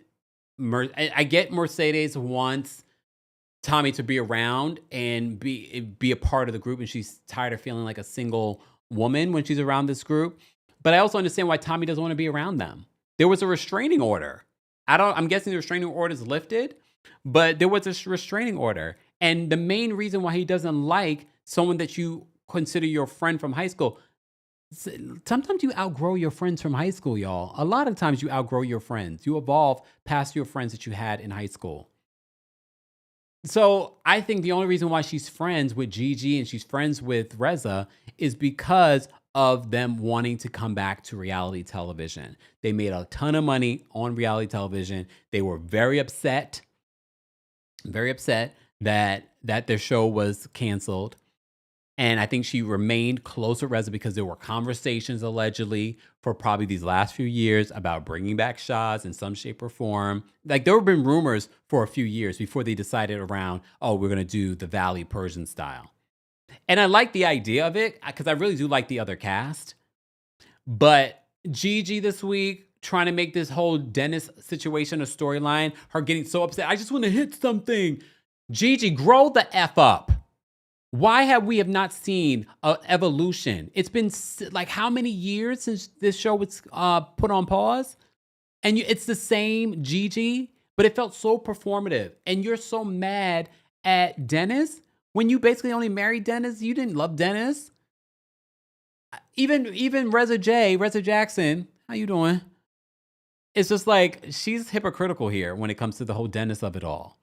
And then you're surprising the group with bringing Dennis there, and the group, Reza and MJ have an issue with him. Why you have an issue? Is she's okay with it? Who cares? Their relationship is not that deep. Reza did worse to you, MJ. Reza did worse to you. So the OGs of this show are actually more annoying. But the most heartfelt, the only part of the episode that I really, really loved and actually got choked up and emotional, it's Amir and Natasha and Amir's late wife. This was another show that had a psychic medium on it. The psychic medium read the other group and some past family members. This is where we learned a little bit more about Reza Jackson. Reza Jackson's not his real last name. It's because he loves Michael Jackson. Okay? LaWanda says, I love Reza Jackson. He did a little dance for them. Okay, Reza Jackson with those painted toenails. I like him though. Anyway. So the psychic medium picks up Amir's late wife. And Natasha always sort of felt a little insecure about this relationship because he even says in this episode, Amir, that he always thinks about her. Because remember, she died suddenly. She had cancer. It was like she had gotten cancer and then she died really quickly. So he said it was not like she had died in a hospital or anything like that. And she had told him at one particular point that, you're going to marry again and you're going to have a family. And he's like, of course, at that moment, he's like, don't say that. Oh, I love Amir. Because he seems like a really sweet person. And I'm so glad that he has this happy ever after with Natasha. And I'm so glad how supportive she was of this moment. And in that moment, the psychic medium says that, she plays with your kids. She's so happy to see that you have children. She knows that Natasha is perfect for you. That was my favorite part of this episode. It was my favorite part. It was a very sad story, but I'm glad that he was open to it. And that's what happens when you go for these sort of like psychic mediumship stuff. It helps bring closure to the living. Because please understand, the dead over there, they're free. They ain't thinking about y'all. Mm-mm. They're not thinking about y'all like that. But for me, in this week's episode of the Valley Persian Style, that was my favorite part of the episode. I really like Amir and Natasha. They really have this sort of picturesque life, even though we know it's not perfect, but such a beautiful moment. Deshae says, yes, Amir had me tearing up. I cried. I played it last night while I was like doing dishes and stuff like that. I had to stop. I was like, oh my God, this is beautiful. What a beautiful moment. And I hope that he really did get some healing from that, because it seems as if he was sort of stuck in regards to how he feels about his late wife and his current wife. Savannah says, I love Natasha. I mean, I on one side, I get where she's coming from when it comes to, it feels like you're competing with someone that you really just can't compete with. But at the same time, I was like, she's not here anymore. She's not here anymore. He's with you. He loves you. So, yeah. So I like Amir on this cast. I really like the new cast. It's the OGs of Shahs that made me kind of like, especially Reza. So, one of the other things that happened in this week's episode was they went to Palm Springs, not Palm Beach. They went to Palm Springs to celebrate Adam's birthday. Okay. There was a moment where MJ FaceTimed with Tommy. Again, she's asking Tommy, do you think that you'd be able to have a sit down? It doesn't have to be on camera with Reza. He's like, no, I'm here with my kid. I'm enjoying my time with my kid. That's the only thing I'm thinking about. He's a family man. Look, I'm not a huge fan of Tommy, especially the way that Tommy speaks and things like that. I'm not saying that he was a perfect husband. But one thing that it seems like that he would go, hard for is his wife and his kid. Part of me feels like, is this just for a storyline this season? Because after all these years, now it's a big deal that you're trying to mend fences with Tommy and the rest of the group. I think Tommy should film with the rest of the group and just not Gigi and Reza.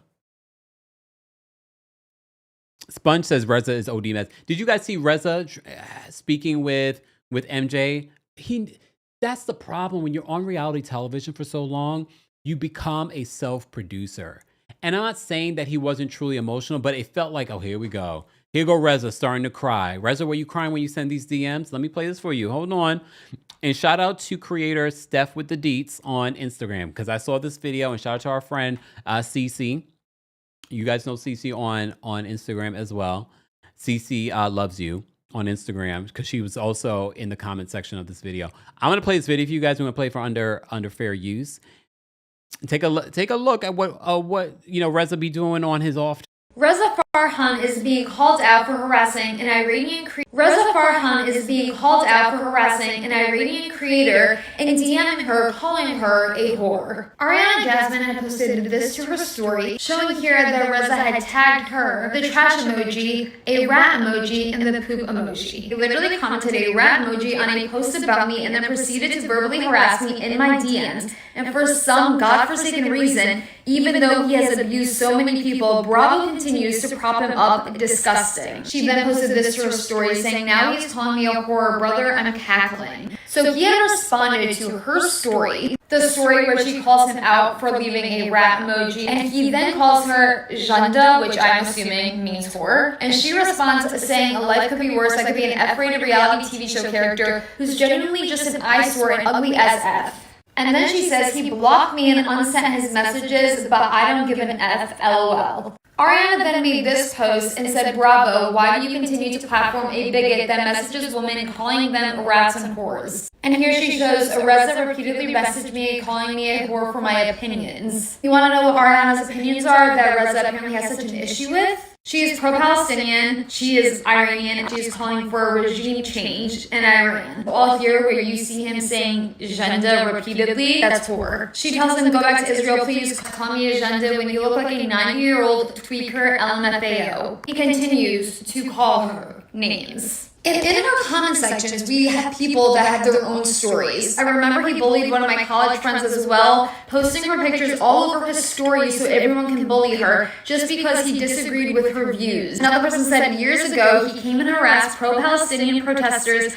in LA Federal Building in 2015. His energy was aggressive and really unstable. And I think this was like a month ago or a little over a month ago. CC Loves You had posted this. Someone had commented to Reza saying, I hope Reza will be as vocal on the show as he has been on comment sections about the mass murder of innocent Palestinians he's got problems with. And you want to know what he responded? I will be fat. I hate watermelon. He's saying he hates Palestine and Palestinians. Reza's not the only problematic, disgusting human being that Bravo has platformed, especially when it comes to men. They also platformed Michael Rappaport so many times. This is why I will never be watching the new Valley show that he's on. This is why I stopped watching Shot of Sunset. I just cannot with him. Bravo TV, But you remember when we recapped Shots of Sunset, there were a lot of moments I was just like, Reza gotta go. Reza gotta go. And I think Bravo probably thought after some time people would forget. No, I think this season of the Valley Persian style is them trying to change the narrative around Reza. And I'm just like, those crocodile tears, you can save them, Reza. You can save them. Save them. All right. Imagine if Mike was on the show. No, they knew they weren't going to bring back Mike. They definitely were not going to bring back Mike from Shots of Sunset. They definitely were not going to do that. So yeah, I saw that video and I said, oh, we got to talk about that. We definitely got to talk about that.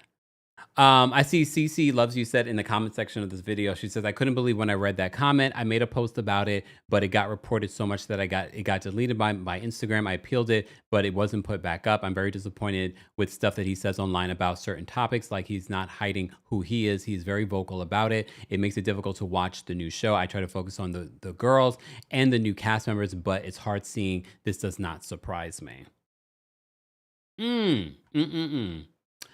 It doesn't surprise me either. Doesn't surprise me.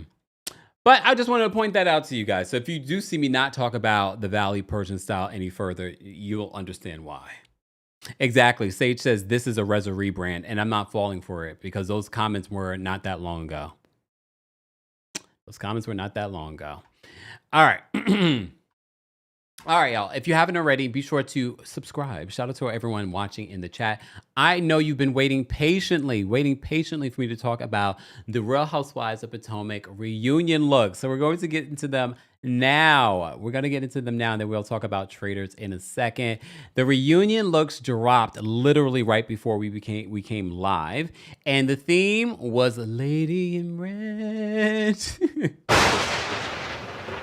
So we're going to unpack all of the reunion looks. We're going to talk about our favorites, our not favorites. Yesterday, they gave us Monique's reunion look first, and everybody said, what in the hell? Or was I the only one that said, what in the hell? Okay? What was I the only one to say, what the hell? Okay? So apparently the theme was wearable art. I don't know why that would be the theme, but okay. This is what Bravo says about the reunion looks. They said that the cast of The Real Housewives of Potomac was seeing red for season 10 reunion. The reunion couches were filled with scarlet hues gowns when Giselle Bryant, Ashley Darby, Tia Glover, Angel Massey, Wendy Acefo, Stacey Rush, and Kiarna Stewart took the stage for the dramatic sit-down with host Andy Cohen. They were also joined by red-clad RHOP season 10 friends, Jazzy and Monique, as well as Karen Huger, who made a special appearance at the reunion. Though each lady was draped in the same hue, each dress was uniquely stunning. There were feathered floor-length robes, sky-high slits, and sculptural... Who's sitting next to this? Because I feel bad whoever sits next to Monique. Because Monique's outfit is going to be like, okay, you need room. You need room. I will say this. Monique, beautiful woman. Beautiful woman. Over the years, she's given really great reunion looks, specifically at her last reunion. One of a stunning looks, also designed by the same designer of this, Riley Knox. And Riley has done reunion looks for Ashley Darby as well, and for Karen Huger, I believe, as well, and usually hits it out the box. This, but again, we also have to keep in mind, sometimes stylists and designers are told by the person that's wearing it, this is what I envision. And they try to help bring that to life. So I'm going to give Riley some grace here because we've seen Riley do so many amazing reunion looks. But this one, I'm not here for it. I'm not here for it. And let me tell you a little bit about this reunion look from Monique.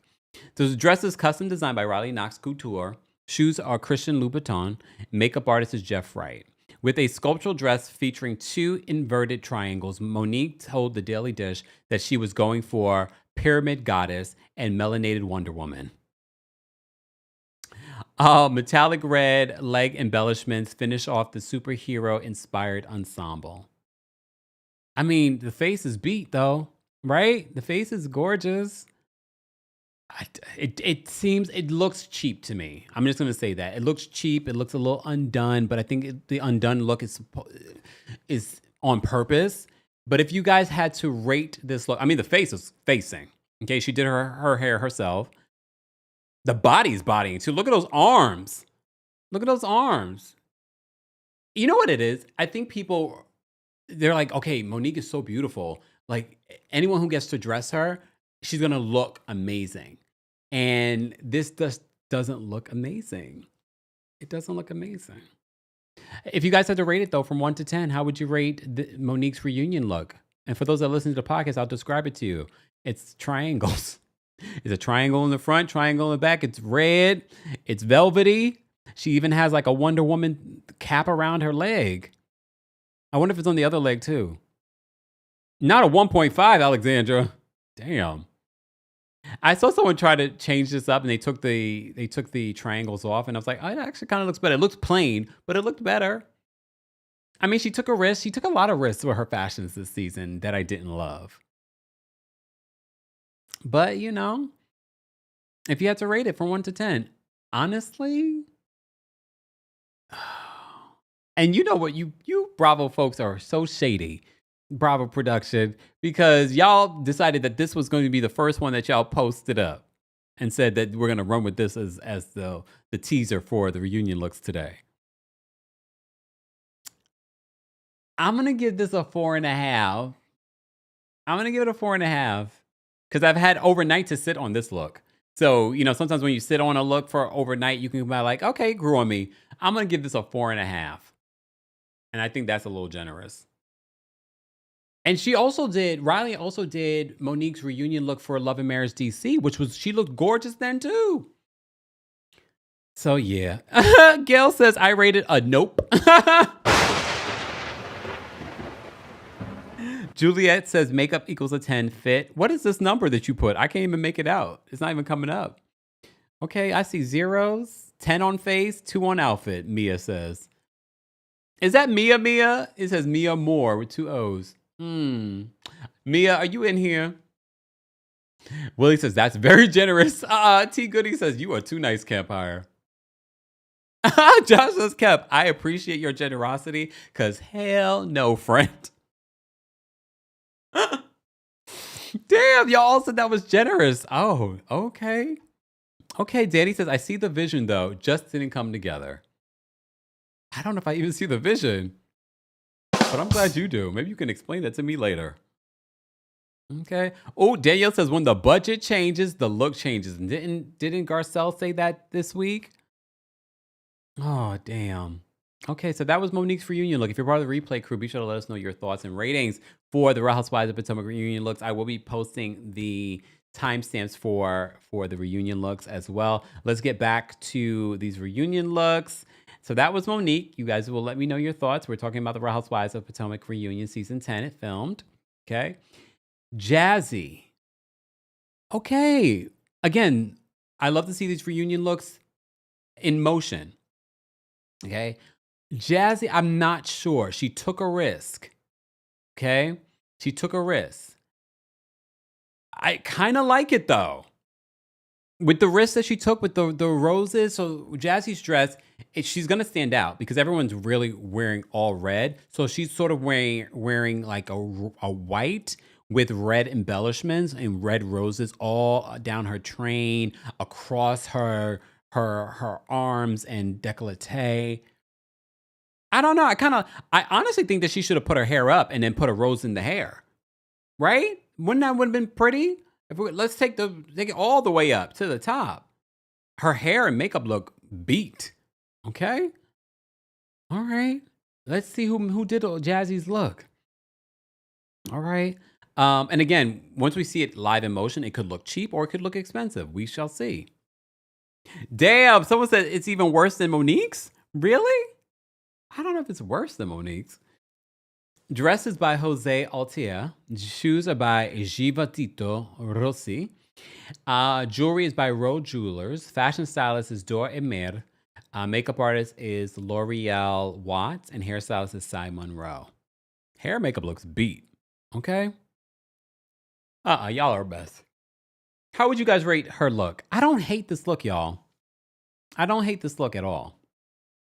I like it more than Monique's, to be honest.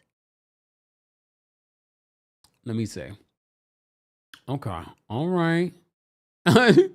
Bombed by Brandy says she looks pissed. Probably because, they do these photos after the reunion. So that might be part of the reason. Or no, maybe it's before or in between. Excuse me. All right. Not yuck. Not yuck. Someone said Senorita. I can see that. I'm trying to understand, where's this theme from, though? Like, how did we come up with this theme? The roses seem like they're a little falling off, but that's fine. All right, you guys talk amongst yourselves. Okay. All right, let's talk about Angel Massey. Angel, why do you guys think I'm loving the red on them. I do love the red theme. I think the red is so pretty. This looks like she's ready for bed. Like, it looks like lingerie. She looks sexy. Okay, hair, makeup looks great. I don't really love the fur that she has. The fur looks a little cheap to me. Like, it might be fake, but there's so much fake fur that looks real. I don't love that, but I like this. This is kind of giving Senorita to me. Okay, I don't love the train, but I'm sure this is intentional. Why it's cut across the way that it is, but I like it. Do I like it more than Jazzy's? I don't know. Oh wait, how would I rate Jazzy's look? Did I give y'all a rating for Jazzy's look? I would rate Jazzy's look a 7. I'm gonna give Jazzy a 7.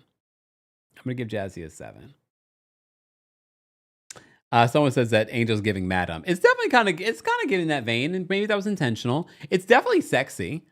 It's definitely giving like lingerie. Okay. I think that's pretty. The fur, the little fur that she's wearing, I'm like, I don't love that, but it's definitely giving luxurious. Essie says at least her girls are supported. Okay, the breasts are being held up. Not little grandma. Y'all think it's giving grandma? Come on. I don't think it's giving grandma. Definitely not giving grandma. It's giving sexy. Let me see who did her dress. Her gown is by Pearls Bridal. The stole is by Helen Yarmak. Earrings are Swarovski. Necklace is Genevieve's Jewelry. Shoes are Christian Louboutin. Fashion stylist is Harrison Crite. Makeup artist is Tazia Coleman. Hairstylist is Jessica King. She says her reunion, as a reunion rookie, Angel told the Daily Dish that her custom designed red lace number backstage at the reunion.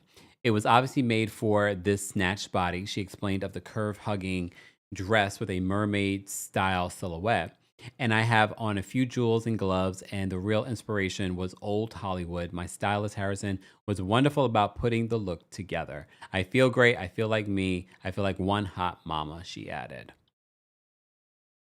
Okay. What did Angel say about her look? Oh, I forgot to talk about what Angel said about her look. Not Angel, Jazzy. Let me tell you what Jazzy said about her reunion look. Jazzy says, I'm wearing a beautiful custom Jose Altea design. She says all of the designs and jewels on the dress were hand done. It is a custom piece, and of course, my Nigerian designers got this corset snatching me right on in with the help of Chanel Welsh. She made sure I was perfectly in this dress, and everything is exactly how it's supposed to be. All right, Chanel.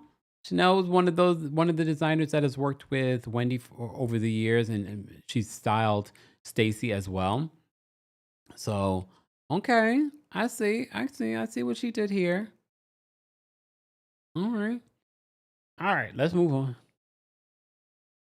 Oh God, Kiana, Lord, why am I yawning? I didn't mean to yawn on you, Kiana. Gown is by Valdrin Sahidi. Earrings are Laurel Duet. Jewelry, Genevieve Jewelry. Shoes, Christian Louboutin. A lot of people have the Christian Louboutins on, maybe because of the red bottoms. Fashion stylist, Harrison Crate. Makeup artist, Christopher Michael. And hairstylist, Kendall Baldwin.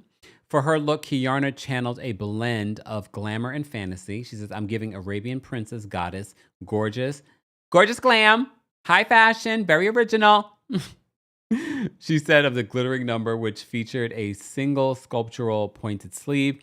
She's like, very Kim Kardashian meets like what a princess would be like if she was a villain. It's so good.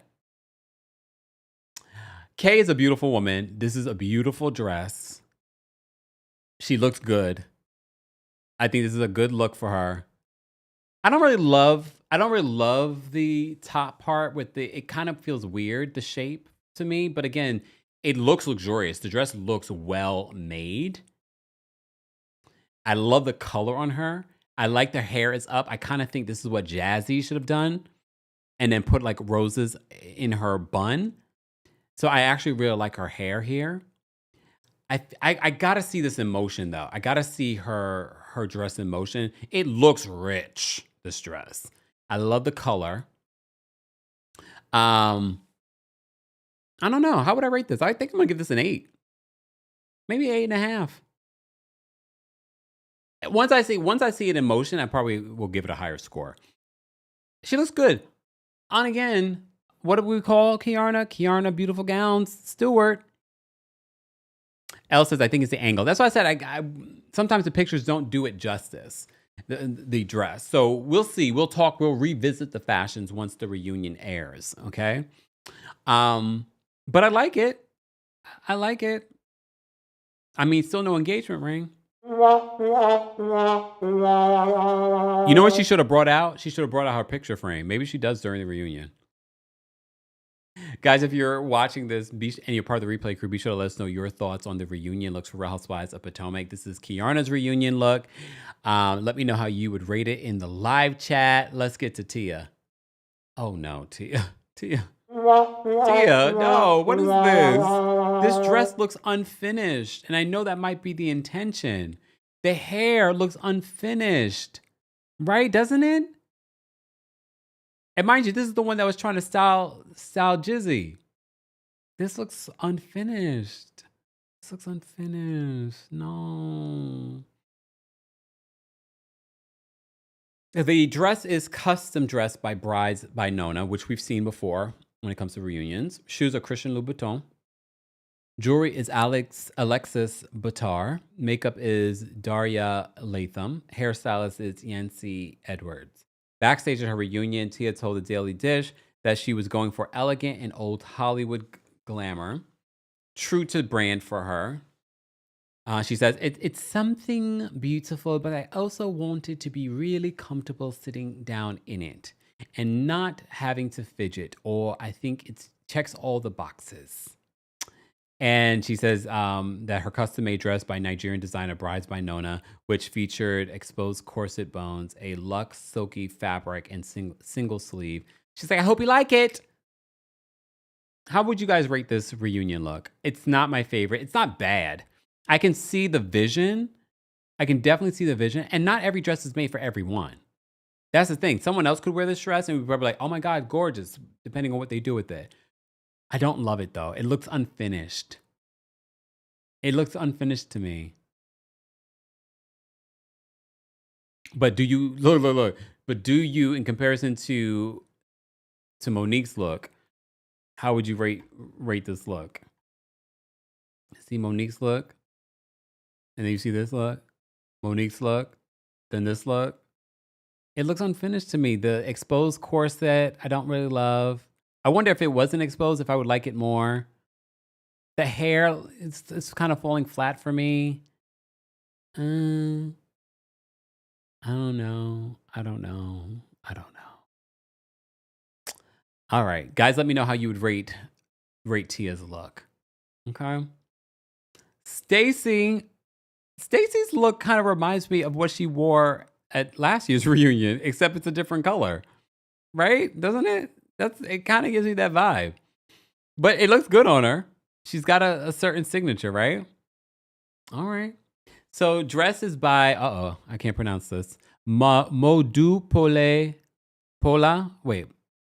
Piola Akintade, fashion stylist Chanel Welsh, who's worked with Stacy and Wendy and things like that. Makeup artist is Axel Vasquez.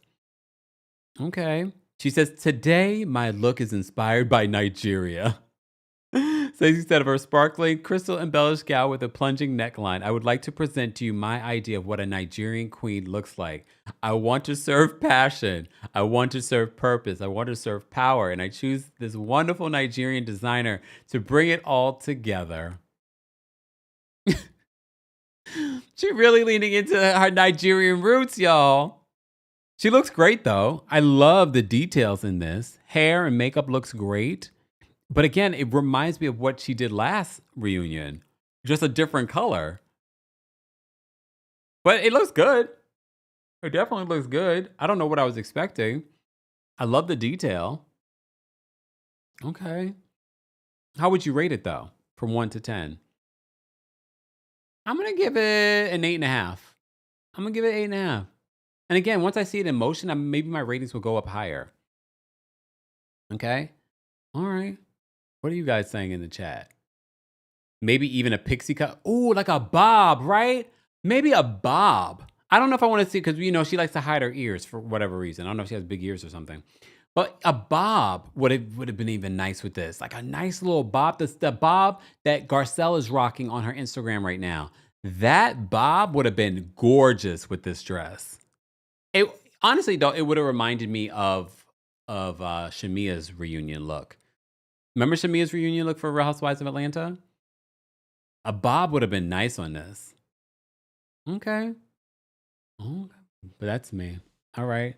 7 out of 10 for Stacy. 8. It's so her. 9. 8. Okay. All right, y'all. 5. Not a 5.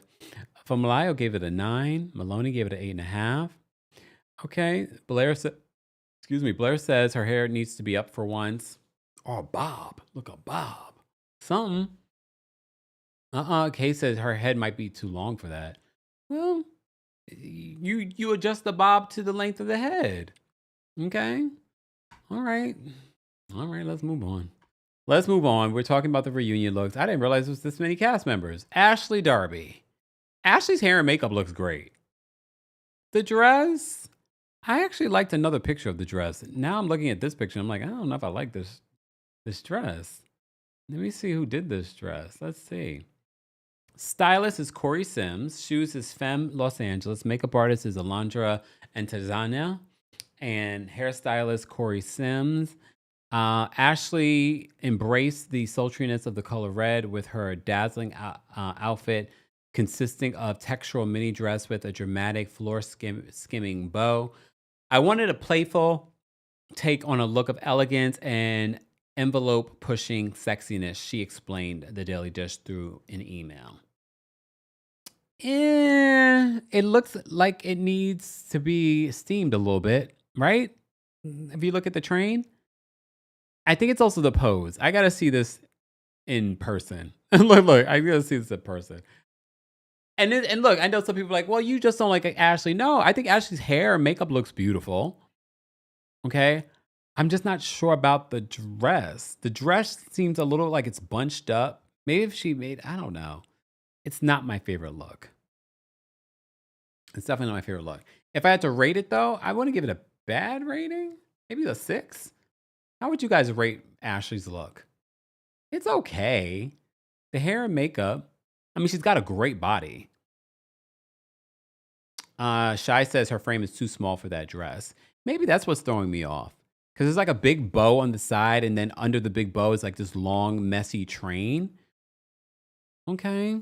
But apparently the theme was wearable art. They didn't say that in the article, though. That's what, what's her name? Monique said.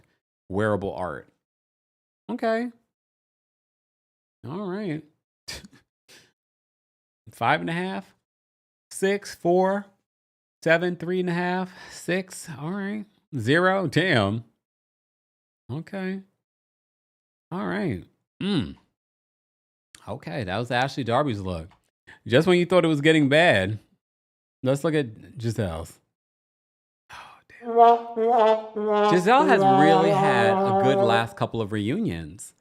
This gives lazy, but that's exactly what she's been giving at during the season in regards to her confessional looks. Very lazy. The makeup looks good, but her makeup usually does look good. The hair is pulled back. This dress is just blah. It's like a safe dress, but it's not even like safe in a good way.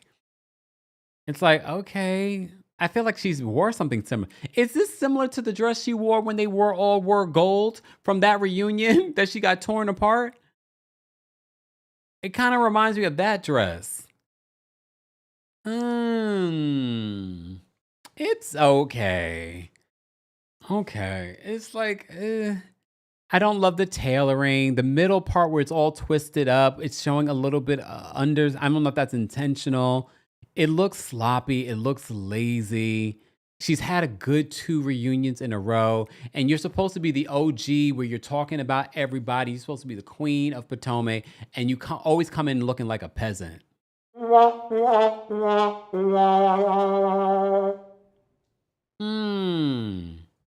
Okay. Foxy says, I think it looks better in motion. Let's hope. I don't think so, though. I don't love the hair. I don't love the dress. The dress the tailoring on this dress doesn't look great to me. But that's me. And again, some people are like, oh, you just don't like Giselle. No, the dress is just bad. If Giselle looked good, I would have been like, Giselle actually looks good. Like the last couple of reunions, she's actually looked really good. But, you know, one thing about Giselle, she's never going to be consistent. But all right. If you guys had to rate Giselle's reunion look from 1 to 10, how would you rate it? Angela gave her an 8. Oh. All right. She's trying to show off body, the Z says. 7 out of 10. No, I can't give her a 7 out of 10. I'm going to give her a 5. 5.5 maybe. No, 5. I'm going to give it a 5. Because it's safe. So I can't give her the same rating as Monique because I didn't really like Monique's. But this I'm going to give. Look, She looked better during her Watch What Happens Live appearance. Her hair looked better, her makeup looked better, and her dress on Watch What Happens Live looked better than her reunion look. That's not good. Because this is where you're supposed to bring it. Okay. All right. How would you guys rate it from 1 to 10? Let me know. All right. Oh, wait. Let me tell you what Giselle's wearing. Let me bring Giselle back up. Lord, we still haven't even gotten through all the reunion looks. I've been live for almost 2 hours. These lives on Fridays are too long. I can't. Dresses by Victoria Beckham. Oh. Victoria Beckham. If you saw my recent story about Brooklyn Beckham, and I not spilled any tea, you probably heard the story in regards to how allegedly David Beckham had to finance her fashion business because it wasn't doing well. Look, this is Victoria Beckham, y'all. As it says, what? Shoes are by Renee Covilla. Jewelry is House of Emmanuel. Stylist is Craig Jennifer Jr. Makeup artist is Priscilla DeStasio. Hairstylist is Cal, right? Calexito Blout? Is that Cal? I'm assuming that's Cal. Cal, this is not good for your business, sir. This is not good for your business. Jen Falala says, hater made.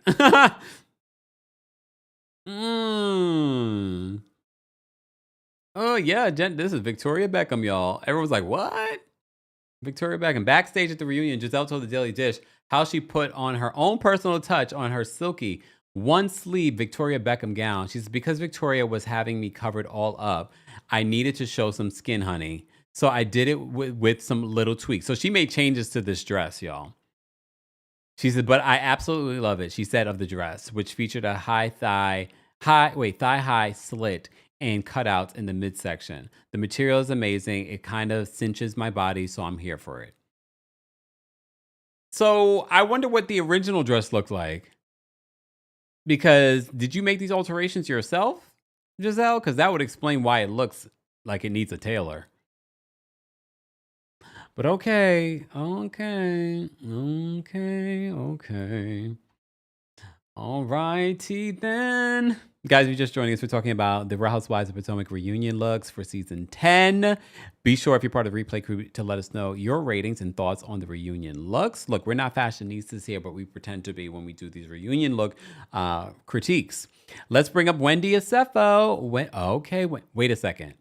Where did we see this dress before? We saw it in another color. Where did we see this dress before? Can someone remind me? I saw this dress before and it was on someone else. Was it another housewife? Wendy has lost some weight. You see her arm in this picture? But remember when we had Taria on, she said seeing Wendy in person, she looked like she had lost a lot of weight. First of all, she looks ravishing. Wendy looks ravishing in red. I love the big feather shawl that she's wearing. Okay. Gorgeous. Like, she's stunning. This dress is gorgeous. Josh says, yes, we are the fashion police. Okay.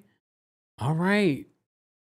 Who also wore this dress before, y'all? I've seen this dress before. It's good, though. It's a good, sleek, shiny red. It's almost like the dress is painted on her body. Painted on her body. It's by Sergio Hudson. Black designer, Sergio Hudson. Feather jacket is by Albina Dilia. Shoes is by Femme LA. Jewelry is custom by Hugo Gleet. Fashion stylist Paris Shea, who we've seen. Remember, Paris is the one that styled Kelly on RHOA, was styling Britt Edie, styled Marlo over the years. He's been styling Wendy. Okay. Gorgeous. Aja says the insurance is insuring. I think she looks gorgeous. For me, she's probably my favorite look. Gorgeous. The hair length, I love. The face is beat. I actually love the earrings. I love the feathery shawl that she's wearing, the feathery jacket that she's wearing. Oh my gosh. Now this is giving art, wearable art, right? Even her pose, the leg. It's like they painted this dress on Wendy. Where did I see this before? Oh, yes, Excommunicado. It reminds me of Alexia's reunion look. I got to look it up now. I got to look up Alexia's reunion look. I got to look it up. I got to look it up because I thought, yes, it reminds me of her reunion look. Who did her reunion look? It's not exactly the same. It's definitely not. I'm looking at it, but it definitely is in that vein. It's definitely in that vein. Who did her dress? No, her dress is by someone else. Alexia's dress was by Alex Perry. This dress that Wendy's wearing is by Sergio Hudson. Oh, this dress is beautiful. I love the Diana Ross-esque coat. Yes, it's gorgeous. Her skin looks gorgeous. She knew she had to come and bring it. She's going to have a tough reunion. According to my sources, she had a very emotional reunion. She was crying a whole lot. But again, you never know what the edit's going to look like. But that was the word on the street, that she was crying up a storm during this reunion. Okay. All right. I love this look, though. Girl, no matter if you're crying, you going to look good crying. You're definitely going to look good crying. Okay. If you guys had to rate Wendy's reunion look from 1 to 10, how would you rate it? I'm giving this a 10. I love it. Paris, you did that. Paris, you did that. Gorgeous. Hair, makeup, stylist, you guys did that. The way that this dress, this is how, just the way that it's like it's painted on her body. The color, the movement of the texture of the dress feels like it's flowing. It's like just paint dripping down her body. Gorgeous. And then the feather gives it another texture. I sound like Joan Rivers. Gorgeous. She did that. Probably, I wonder if she was comfortable though. Was she comfortable? Answer says tens. If you remember the channel, I did drop the call-in link for those that want to call in and share their thoughts on anything that we talked about. Yes, we have not talked about the Traitors just yet, but we're not done talking about the Real Housewives of Potomac reunion. Let's talk about this. Look, Karen made her appearance at the reunion. Karen looks youthful. Karen is what? How old is Karen? Karen's what, 60-something years old? Karen looks youthful. I don't know how I feel about the dress. I don't mind it. I mean, especially a woman of a particular age, she looks great. Let me tell you who did what for this dress. Let me tell you who did what for Karen's dress. So Karen does make an appearance for those that didn't know. Rejoining the ladies for the season 10 reunion, Karen donned a corseted crimson gown with asymmetrical statement sleeves. The curl clinging number featured a silky train that amped up the drama. They don't say who made what for her dress, but I mean, from the neck up, okay, from the décolleté up, Karen looks amazing. Like, she looks youthful. But the angle, I can't really see all of her hair. The dress is not my favorite, but it's also not my least favorite. It's not my least favorite. I'm going to give this one an 8. How would you guys rate Karen's reunion look? How would you rate it? Well, exactly. Deborah says it's still better than Jizzy. 100%. 100%. And again, once we see it in motion, maybe I'll feel differently. But Karen looks great with everything that she's been through. All right. Okay. I'll wait. What is that? Is that shade, Sheree Fatima? She says Karen's true tourist fashion. What does that mean? Is that shade? Blair says that's how you come back. Okay. Okay. I'm gonna give Karen an 8. I'm gonna definitely give Karen an 8. I think it was good. It's good. But here's the thing. I can't give Karen a 10 if I've given Wendy a 10. No. They're just not on the same level in regards to perfection. Just not on the same level. All right. So the reunion looks, guys. So that was the Real Housewives of Potomac reunion looks. We've been talking for over 2 hours. 2 hours. And since we're basking in red, don't forget our friends over at Rose Forever has got you covered this Valentine's Day. If you want roses for yourself and you need to send a hint to your husband, your girlfriend, or someone that you're dating, send them our link, the information in regards to Rose Forever, roses that will last you. These are from last year, these roses that I'm showing you right now. Last year. And they still smell like fresh roses. What kind of witchery? But I'm here for it. I'm here for it. Look at that. Gorgeous. Let me bring it up. I'll give you a close-up. Look at that. This is from a year ago. Do you see that? This is from a year ago, y'all. I'm showing you all in the camera. I'm showing you all of, look how luscious these roses still are. Go check out your discount and everything will be available in the description. And if you see behind me, the heart-shaped roses, there's all kinds of shapes and sizes. All kinds of options for your budget. Again, when you do the math, the amount of money that you're paying for these roses, and they actually last a long time, do not compare to the roses that you're going to get from your local florist that's going to charge you tons of money. Okay? All right. Okay. Again, more information on that. And Are You Okay merch is available in the description. Don't forget, guys, you guys asked me to get you the Are You Okay mugs, but there's t-shirts available. There are hats available. Go get your Are You Okay merch right now. The sweatshirts as well. The mugs are available. The travel mugs are available as well. Again, head on over to houseofkempire.com. That's HAUS of Kempire.com. And don't forget the Kempire After Dark live show happens March 13th at the Green Room 42 here in New York City. I'm not having any other shows in any other cities this year. So come to the New York City show. If you can't, there's a live stream option so you can watch from anywhere in the world. All right. Thank you so much. Josh says, I love the Are You Okay segment. Yeah, it's grown. You guys love it. You love it. You love it. You love it. You love it. And I appreciate it. All right. Now let's get to our Traitors recap. Okay, let's get to our Traitors recap. Hold on. We're gonna do a little bit of a musical break. Okay, hold on. Where's my little musical break?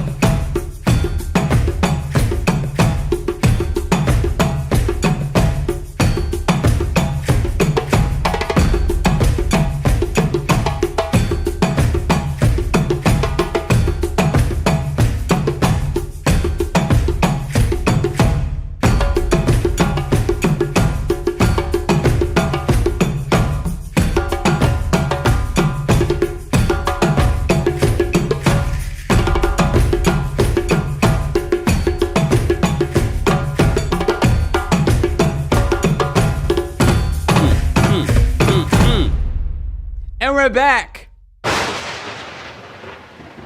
Oh yeah. Look. Yes, and we're back. Okay, can I sit down or should I stand up for this? Yes, I got my Traitors cape on, okay? All right. Welcome back. Can you guys hear me, see me? All right. Yes. I went and got my cloak. Okay. All right. I got my Traitors cloak on. All right.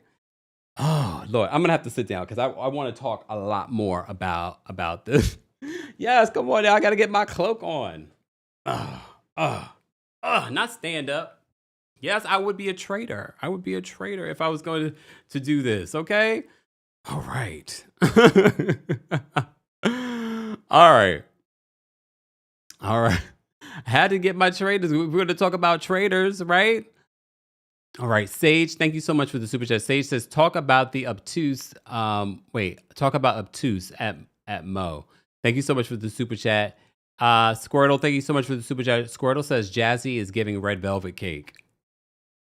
Thank you, Nota Queen, for the super chat. Nota Queen says, my pet peeve is corsets that make your body look wide. Both Monique and Jazzy need to fire whoever tailored those dresses. Well, damn. Guys are harsh. Mr. Melon Magic, thank you so much for the super chat. Mr. Melon Magic says, look at Angel looking as good as my profile picture. Y'all are a mess. Y'all are a mess. Okay? Miss Parker, thank you so much for the super chat. Miss Parker says, Kay looks good enough to be put in a new photo frame. Y'all had nothing nice to say, did y'all? Chanel's reality says, Kay never misses. Sis understands the assignment. Well, that's not true because she's had a couple of reunions that I'm like her last reunion look wasn't great. Her first reunion look wasn't great. So I don't know if I agree with that personally. Squirtle says Stacey's look reminded me of the dress she wore at the Drew Barrymore show. Stacey looks reminded me of the dress she wore. Okay, you said that a couple of times. Squirtle, thank you for another super chat. Wendy said, "If I go to jail, I'm going out in style." Well, damn. Noda Queen, thank you so much for the super chat. Noda Queen says, "Does Wendy have a crystal joint? A crystal joint? I don't understand what you're saying, but okay. Is it, you mean something she's holding in her hand? I don't know. All right, guys, I want to talk about the Traitors. I did drop the call link for those that want to call in and share their thoughts. We've talked about a bunch of stuff. That's why I said I don't know if I could do a live every week when it comes to Housewives of Beverly Hills and talking about all these other shows. But Traitors is about to end. They only aired one new episode this week. Spoiler alert for those that have not watched episode 6 yet, or if you haven't gotten into this and you hate spoilers, then this is not where you need to be, okay? This is not where you need to be, okay? All right. Oh, Lord have mercy. You guys are ripping the girls apart in the comments in regards to those reunion looks. Okay. All right. Okay, look, Wilson says, I want that cloak too. It took me a while to find the right cloak because there's a lot of cheap cloaks out there, and there's even like a sweatshirt cloak that NBC sells. I didn't like any of them. So it took me to do some research.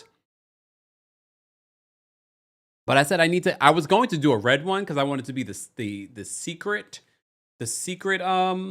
trader. You know, the secret trader had red, and then the UK version has red cloaks for them. Gloria says I want Rinna gone. This is the only time that I'm rooting for Lisa Rinna. This is the only time that I'm going to root for Lisa Rinna. Excommunicado says not Kempire getting in costume instead of Couture. You know what? Instead of Couture for Traitors, a mood. Okay. Swolston says that episode 6 was so good. If you guys had to rate episode 6 from 1 to 10, how would you rate it? Look, let me just start from the beginning when it comes to Traitors. First of all, I did a video yesterday letting you guys know that Ron confirmed that he has autism. And you remember last week I said, I definitely get a vibe that he's neurodivergent. Apparently he didn't know, but he said he's still not gay. So you guys have been, not you guys probably, but the internet, these Traitors fans have been dragging Ron. And I don't get it. On one part, I get it. When he spoke to Dorinda, I didn't like the way he spoke to Dorinda. But it made more sense to me when he came out with the autism diagnosis. And I was like, oh, okay, that makes sense. It also made sense why he has a hard time socializing. And then we said that socializing is a part of the game. Okay? I'm just happy that Michael Rappaport's gone and we don't have to look at this anymore. I did see that Candace sort of defended Michael Rappaport. She says, in between filming, a lot of times they're rushing to eat and trying to get ready. So that might be part of the reason why he was scarfing down food the way that he was scarfing down food. But he's the only one that we have pictured scarfing down food that way. But okay. Savannah says they need to leave Ron alone. I don't understand the Ron hate. I also don't understand why these faithfuls automatically thought that Ron was a traitor because he got rid of Portia. He had very legitimate information. It's not like he made up that information. And it's so funny how this game works because so many people were hating on Ron last week, including his castmates. And this week, it seemed like he had bonded with them overnight, right? It was like such different energy. And right before Ron, when they were at the round table and Ron was about to be voted out, he's like, well, before I'm voted out, I just want to say some messages to some of you guys. And as he's saying these beautiful messages to people that he's recently bonded with, including Traitors, RHOBH, the people are saying, I don't think he's a traitor. And that was his superpower. Because the more he spoke and was pouring into people that he connected with, people were like, I don't think he's a traitor. And they still, spoiler alert, and they still voted and sent him home. I understood why Candace voted for him. She was like, I need to remain consistent. Okay? I need to remain consistent. And I just didn't understand how people voted for Ron. And then you saw that Colton's also getting it badly this week. People just don't like Colton. I get it. And it's because for those of you that follow him on The Bachelor, didn't like him then. But he's also not very likable on this show. There's something about him that's not very likable. And y'all are not giving enough credit to Ron and the Real Housewives of Atlanta style read that he put on Colton. Because he came for Colton at that round table, and I wrote it down what he said. He says to Colton, you got it wrong you got it more wrong than me because we don't like Michael, we don't count it. Because we love Portia, we are still on me. And I don't believe that's fair. And he's like, any other questions? But he had valid points. I didn't understand everyone thinking that he was a traitor. He brought up valid points about Portia. I could understand why people that don't know Portia would think that she was a traitor based on how she was moving and the slip of the tongue. But then after that roundtable, everyone's like, oh, I think Ron's a traitor. I think Jam Jam's a traitor, and we know who the traitors are. But the way that Jam Jam is moving, I'm like, he moves like a traitor. Even in this week's episode, he's talking about, I think we should take a shield. And I guess that could be read as, oh, he's really the faithful. He's worried about being, offed. But me personally, because even Maura was like, Maura's still bringing the fashions.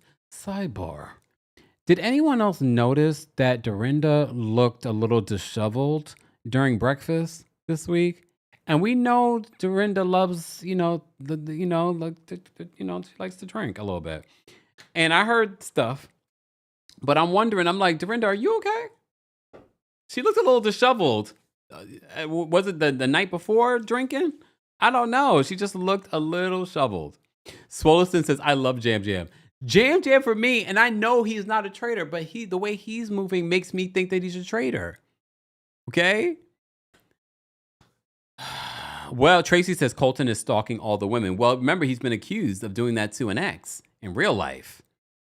People are also accusing him of trying to weaponize himself being a victim on this show as well. I get why people don't like Colton. I don't like Colton either, if I'm being honest. But the way that Ron read him down at that round table, before they even get to the round table, Colton confronts Lisa Rinna because he's starting to talk about Lisa Rinna. He believes that Lisa Rinna is a traitor. And we know that she is. But part of me is like, I don't want him to get Lisa Rinna. He confronts Lisa Rinna. And he's just like, I want to work with you. And his perspective, he's going to hold a traitor hostage. That's his language. That didn't land well for people that accuse you of stalking your ex-girlfriend. You know what I mean? Exactly. Malayo says Jam Jam is very traitorish. He definitely moves like a traitor. If I was playing the game and I didn't know that he was a traitor, I would have thought that he was a traitor. Josh says that Colton is a weirdo. Hold on. The comments are moving. Shout out to all of you that are here. We have like 1,700 of you here and not even 1,000 likes. Like the video, y'all. Easy free way of supporting our Friday live today. Okay? Josh says that Colton is a weirdo, and the way that he's so giddy to watch Rinna get upset is giving fan behavior. Get away from us with this, Andy. Well, that's the thing. It's weird to me that he expects a different side of Lisa Rinna, and after the roundtable, after he's brought up her name at the roundtable, and he says like you're moving different, you're not acting like a housewife, and he's like, how does a housewife act? Lisa Rinna, though, stood up for herself. I will give her that. She definitely stood up for herself. And she later tells him, it's like, I had a 36 plus, year career before Housewives. I was Lisa effing Rinna before Housewives, and I will be Lisa effing Rinna after Housewives. I mean, I knew Lisa Rinna was before she was on Real Housewives of Beverly Hills. I remember her from the daytime soaps. But that's where I knew her from. I didn't know her beyond that for anything else. If anything, Beverly Hills made her probably more of a household name, maybe. I don't know. But he's like, she's moving differently. And he brings this up to Dorinda. And he's like, don't you think she's moving differently? Is she not being herself? But Lisa Rinna's justification is like, that's not only who I am. You're basing who I am on what you've seen on television. Here's the thing. At the round table, though, Rob R voted against Lisa Rinna. And you can see the expression on Lisa Rinna's face and on Candace's face. Like, oh my God, like, what are you doing right now? We're already having someone turn. So later on, they have a meeting in the turret, and they're going to have to do another murder in plain sight. And Lisa Rinna decides that she will be the one to wear the brooch. Okay. They should just make Colton touch that damn brooch, because we're ready for him to go. So they have to do another murder in plain sight. They end up having a conversation as traitors outside of the turret in the kitchen. And they're like, what are you doing? Why would you vote for Lisa Rinna? What he should have voted for, he should have voted for was Ron, to sort of save himself. But he took a risk by voting for Lisa Rinna. Do you guys think that he should have voted for Ron? I don't think Ron should have went home. And maybe that was Rob's perspective. He doesn't want, because apparently Rob and Ron bonded. Again, we're watching an edited show. It didn't seem that way last week during those episodes, but this week we're seeing like, oh, apparently Ron must have bonded with a bunch of people, because he's giving love messages to them. You know, since I'm going to go, I'm just going to say, you know, some nice things about you guys.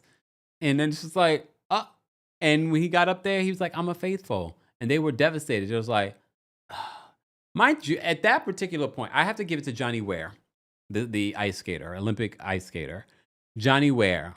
Sidebar. It's so interesting that they put Tara Lipinski in not interesting. They did it intentionally because it's airing during the Winter Olympics. So this was intentional, putting these two on the Traitors now.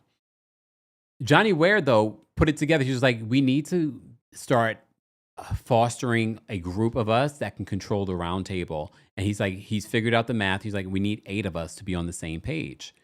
And it looked like he had rallied the troops, because he was ready to throw Colton under the bus. He believes that Colton is a traitor. So Colton names comes up at the round table. His name comes up at the round table, and Lisa Rinna's name comes up because of Colton at the round table. Ron has always been a name that came up at the round table. It's going to be an interesting next couple of weeks. I saw Danielle, who was on Traitors, was it last season? She says that she hopes that Colton makes it to the end. And she hopes that he makes it to the end with a traitor. So when he makes it to the end, he thinks that he's won, and then he's going to lose. If Rob is able to foster that relationship with Colton, he could possibly do that. He could possibly do it. We shall see. I know a lot of people do not want to see Colton continue on, though. I don't know, y'all. Right now, he has such a huge target on his back. The traitors are not going to kill him. It's going to have to be they convince the faithfuls that he's a traitor, and then they get rid of him. Can we talk about Candace? Candace is having such a moment. First of all, everyone's bringing the fashion. I'm loving Jam Jam's fashion. I'm actually even loving Dorinda's fashion. I'm not minding Lisa Rinna's fashion. It's different. It's not like their fashion. It's giving something else. Like I said, this is the only time I'm ever going to be rooting for Lisa Rinna. I'm loving quirky fashions from Candace, but Candace is delivering in regards to, she's playing a really good game. No one really suspects her. I'm loving her fashions. I saw that she said that those first early murders are all her decisions. So all the people that they've murdered were on Candace. That's what she said on her own podcast. Yeah, Monet, when Monet was there, Monet was bringing the fashions as well. Maura, we do not talk enough about Maura from Love Island. Her fashions, her beat, her hair. Oh, she's bringing the fashions as well. She is definitely bringing the fashions as well. Let me see what you guys are saying. Thank you guys so much for the super chats. Yamil, thank you so much for the super chat. She says, I'm tired of people like Colton getting platforms. He shouldn't have been casted with his past of stalking and harassment. It was confirmed. Well, what about the Zionist horrendous things and racist things that Michael Rappaport has said on platforms? I agree. All of them shouldn't have been cast. But I think for a lot of us, we didn't know about this. I think I may have heard about the stalking thing. I just didn't remember. But hold the NBC Universal and casting for accountable for that. But Candace has been delivering. She has definitely been delivering. And dare I say, she's a far better trader than Phaedra. I hate to compare, but if we had to, I think that she's a far better trader than Phaedra. But Phaedra gave us some really iconic moments too. Let me say thank you to Demi. Thank you to Demi for the super chat. Demi says, Traders is my show. I fell for Ron, and he made a great point about peach juice. Yeah, I felt like, and them focusing on him because he got peach juice out early on felt silly to me. And look, do I think Lisa Rinna could have argued better when they said that, well, you voted for Portia, and I thought the Housewives would stick together? I'm like, the Housewives are not going to stick together. I would have literally said, Ron made valid points that made me go, okay, yes, we're Housewives, but this is a game. And they may have chosen a housewife, because she also knows this too, they may have chosen a housewife to be a traitor. So I voted for Portia. I probably would have voted for Portia too, based off of what he said. Like, wait, she said murder? But then I would have said, well, Ron, hear me out. Ron, hear me out. Portia misspeaks a lot. Okay. Ooh, Juliet says, if Colton becomes a traitor, the traitors will lose. Well, I hope that's not an option. Aless says that Candace is playing so smart. Okay. I'm at work, y'all. Says, Kev, you got me addicted to traitors. My first time actually watching, and I'm so in it. Loved Ron's roundtable. He was so good. I just to read again what Ron said to Colton, because he come on, one time for Ron. Ron said to Colton in defense of himself at the roundtable, you got it wrong more than me. Because we don't like Michael, we don't count it. Because we love Portia, we're still on me. I don't believe that's fair. Any other questions? Damn. I was not ready for that read from Ron. Okay. Guys, keep liking the video. I will drop the call link for you guys once we get to 900 likes. We have members backstage that want to call in and share their thoughts on Traitors, Real Housewives of Beverly Hills, or maybe the Real Housewives of Potomac reunion looks. Maloney, thank you so much for being a member for the super chat. Maloney says Elisa didn't fight enough for herself at the round table. Hopefully she gives us more. We have to remember this round table is edited down. Maybe she did fight more. I also didn't feel like, based off of the edit, that what Colton said was enough to vote for her. But apparently it was enough for quite a few people that they ended up voting for her. But it was almost split between Colton, Lisa Rinna, and Ron. Ron didn't leave by a lot of votes. And a lot of people believed at that roundtable, like, Ron's not a traitor. But they also felt like there was a lot of suspicion. So they just had, even if he wasn't a traitor, they had to at least rule him out. I don't get why they thought that he was a traitor. I still don't understand. Noda Queen, and again, maybe it was because he wasn't being social with them, but now knowing that he's autistic, that it would probably make more sense. But I probably would have been in there like, he might be a little neurodivergent, y'all, and y'all don't know it. And maybe he doesn't know it either. And apparently he didn't. But okay. Noda Queen, thank you so much for another super chat. Noda Queen says, Candace's game is so good because she's actively and earnestly is trying to find a traitor. Candace also talked about being very scared of the setup out there. She talked about Eric and his hearing someone laughing. She's like, he must have heard voices because nobody was out in that forest laughing.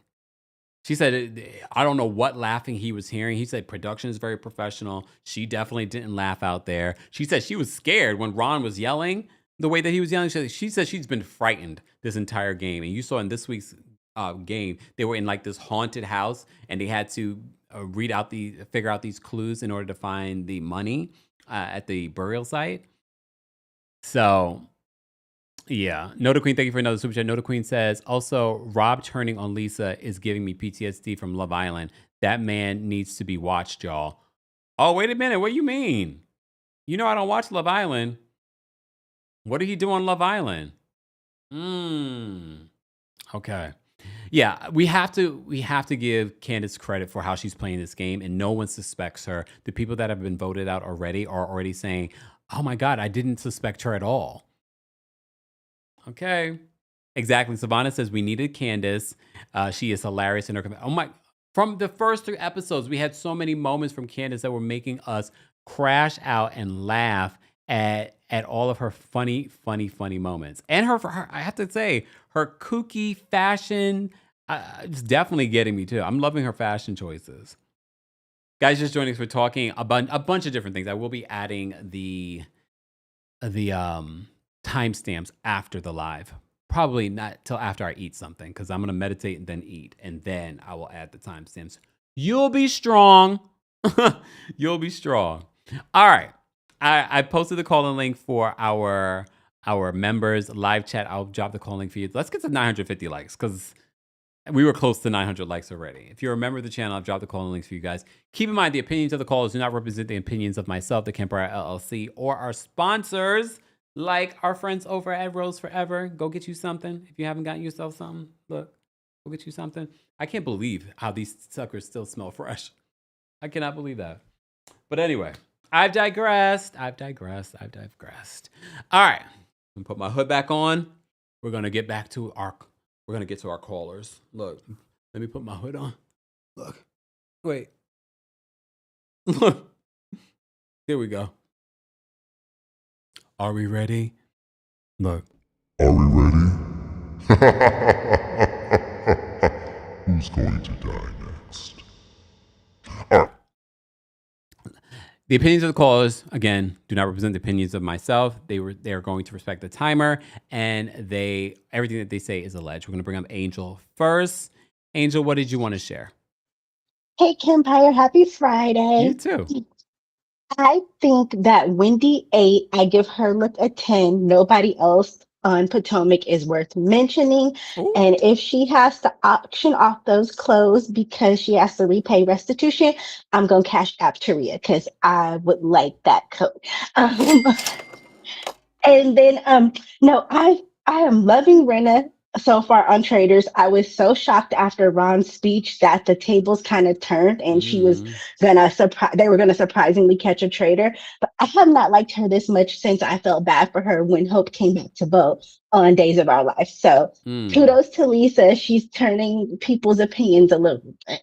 And I did feel bad for Ron because I thought he swung it where he was gonna make it another week. So I'm looking forward to Colton going home next week. And I think that the traders do need to do better on the website because I looked for a cloak today too, couldn't find one. The merch is crap, and we need Alan's gold little kilt too because I want that too.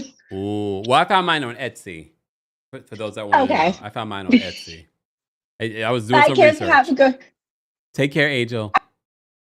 Okay. Paola says, just a reminder that Instacart was giving Peacock subscriptions with their membership. FYI. For those that didn't know. Thank you, Paola. All right. I've been talking so much, y'all. It's time for me to just get through these callers. All right. Nia, what did you want to share? Hey, Kempire. You look great, Thank you. always. Thank We you. definitely need you on Traitors. I am actually living for the drama Rob and Colton brought, although I don't like Colton for allegedly stalking his ex and banishing Tiffany. And lastly, for Beverly Hills, to quote Ken Todd, goodbye, Kyle. I do not like her one bit. I love Kathy though. I'm not gonna lie, when she asked Amanda if she was referring to her dog, I almost fell on my treadmill. Like, it was that funny, but inappropriately funny. Worst timing ever. I know. But yeah, happy Friday and have a good day. You too, Nita. Thanks. Bye. You can't, but you know it's not coming from a malicious place when Kathy said that. You know, you just know. All right, Nota Queen is backstage. Nota Queen, what did you want to share?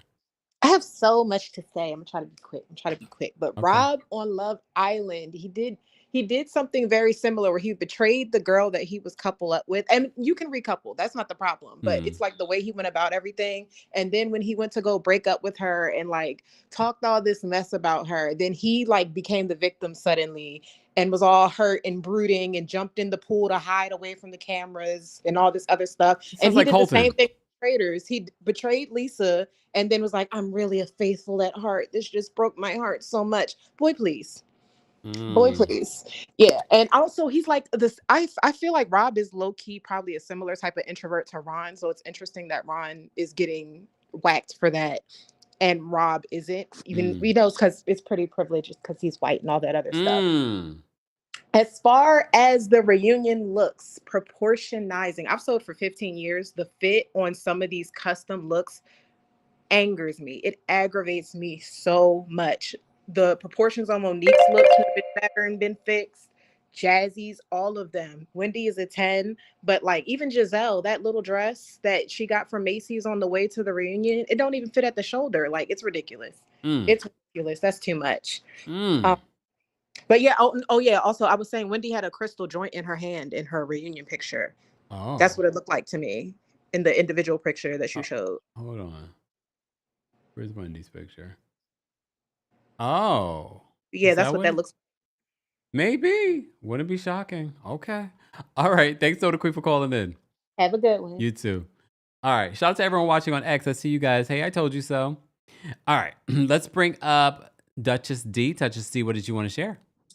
Kempire, my mug came today. My Are You Okay mug is here today. I'm so happy. I can't wait to sip tea from it and I listen to you spill tea. Take a picture and send it to me. Very quickly, Wendy, that is fraud money well spent, allegedly. She looks great, and I hope she, and she's gonna have an emotional reunion, but she looks fantastic doing it. Now, as for the traitors, I don't like it when the traitors turn against each other. Rob, why'd you do that? I think Candace should be the one wearing the brooch because it does fit her style more, especially the style that she's been wearing on this season. It would just make more sense for her to do it. But we'll see how that goes. And then I don't know if you saw, but Michael Rappaport did an interview with Andy Cohen because Bravo loves platforming that man. Anyway, he's now all like, I don't think I'm going to go to the reunion. And on one end, I'm like, don't go. We don't want to see you. But on another end, I'm like, he's lying. He loves attention like that. But yeah, now he's just like, I don't think I'm going to go to the reunion because of all the backlash. And you won't be missed if you don't, but I know you're lying. But that's all I have today. Where did he interview him? On the Radio Andy?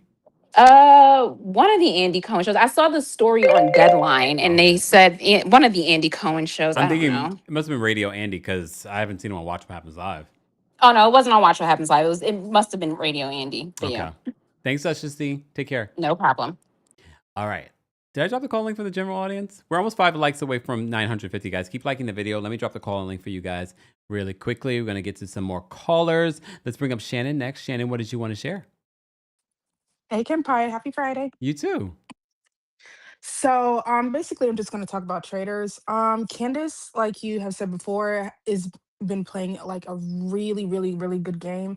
To the point where like Johnny wanted to include her in the Fateful Eight, to sway the vote and everything like that. So that is a telltale sign that she's doing really well.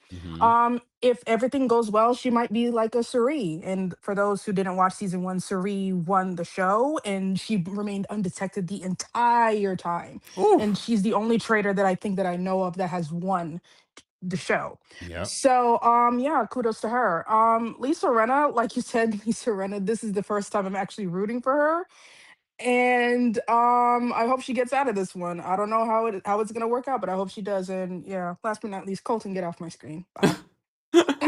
Thanks, Shannon. Take care. All right. Let me bring up Keem next. Keem, what's going on? Hey, so happy Friday. You too. I'm calling because I want to talk about first Monique. And it's so funny how Monique always talked about Giselle's fashion, but I mean, now, in this reunion, she's dressed the worse than Giselle, in my opinion. And as far as Colton, I love Colton. I think he's so sexy. Like, I think he belongs on my screen. That's the only reason why I'm really rooting for him. But I mean, yeah, that's pretty much about it. Okay. Thanks, Keem, for calling in. All right. Let's bring up Nicole Richardson next. Nicole, what did you want to share? Nicole Robertson. There you go. Love and light, sweetheart. No. I see what you're doing, Kempire. Like with all black, you give a you giving homage to MLK. Okay. You giving homage to Malcolm X. I see the all black because I wear the same thing. Okay. And what I want to say to you is that I'm a traitor. Oh Lord, this is the cable guy, but I'm gonna talk the same way. Okay. So what I'm gonna say to you is this, traitors. I love to see all three of them together. Candace, Rob, and Lisa Rinna. Lisa Rinna, Billy Reed. Back in the day, she was the original one on Days of Our Lives. And this was I didn't like her on Beverly Hills, but she's showing her true self on, from Days of Our Lives. And Candace, she's playing it right, short stuff. She's playing it strategically. Way you see her outfits I'm sorry, sweetheart. I'm just talking, but I just want to say to you is this, traitors, I love all three of them together. They're doing it the right way. I love this whole cast. And it's you that was bringing it to Bravo and letting us know what it's about. I'm sorry. The Campbell guy is here, so I got to go quickly. I'm Aquarius, February 3rd. Happy early birthday. Happy early birthday to all the Aquariuses celebrating a birthday. All right, let's bring up Nicole next. D. Nicole, what did you want to share? Hey, Kemp. Hey. Child. I'm gonna just talk about traders. Well, I'll say Wendy looked good. Karen looked good. I do want to see how her hair looked. Yeah. And I think Jazzy, her look is okay. I wish she did something different with her hair. Like it just looks. I don't like that. Just I wish you did either a cute little curly bob or a updo, like what you said earlier with a rose in her hair. That would have been cute. That would have pulled the look together. But just the hair don't look right with that. But with traders, I was yelling at my screen, Rob, no, please. And I love Rob, but at the same time, I was like, I was trying to play like devil's advocate, like, okay, if I was in his position and I made all these like, connections with everybody and kind of like what Rena did in the first episode, she voted who she thought like everybody was leaning more towards. So I was kind of like, I get it, but I don't. Yeah. But I wish he didn't do that. I do hope they come together after this next episode. But I'm gonna send you that recipe for the Marry Me chicken pasta that I told you about the last time. I'm Oh, gonna yeah. DM it to you. Okay. It turned out really good. Oh, it did it? Yes. Now I'm hungry. My dad loved it. Sorry. Bye. Thanks for calling in, D. Nicole. All right. problem. Excommunicado's backstage. We're going to bring up next. Oh, Excommunicado. There we go. Excommunicado, are you there? Yeah, hi Kempire. Hey. So Lisa is the traitor that I'm rooting for the least, but Yes. anyone else can get her, just not Colton. So Colton can be the one to get her.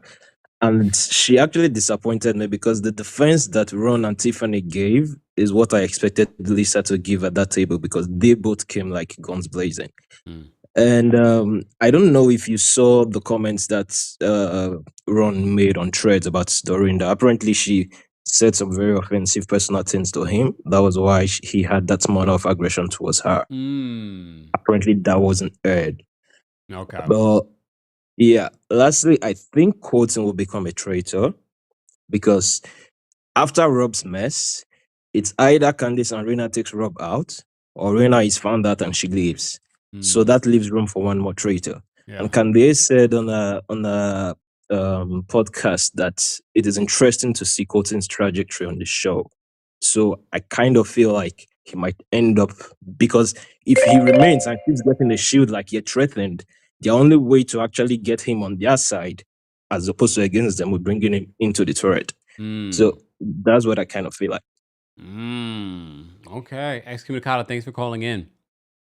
Well, that's interesting. I mean, again, we always remind you, you're watching an edited show. So that explains a little bit more as to why Ron reacted the way that he reacted. But it seems like they all fell in love with Ron this week. They weren't ready. I still think that Rob R. could have voted for Ron. I know he didn't want to vote for Ron. But if he really wanted to remain loyal to the traitors, he didn't have to vote for Lisa Rinna. Okay. All right. Let's bring up Arjun. Arjun, what did you want to share? Arjun, you're muted. Sorry, Kempire, can you hear me now? Yes. Okay, I wanted to say Monique's dress, because of the triangles, I thought it was supposed to be like 180 degrees and she's like 180. That's what I thought. But It's not. Also, I have a question for you. Didn't you say Dubai Bling last year is not gonna get renewed? I don't recall saying that.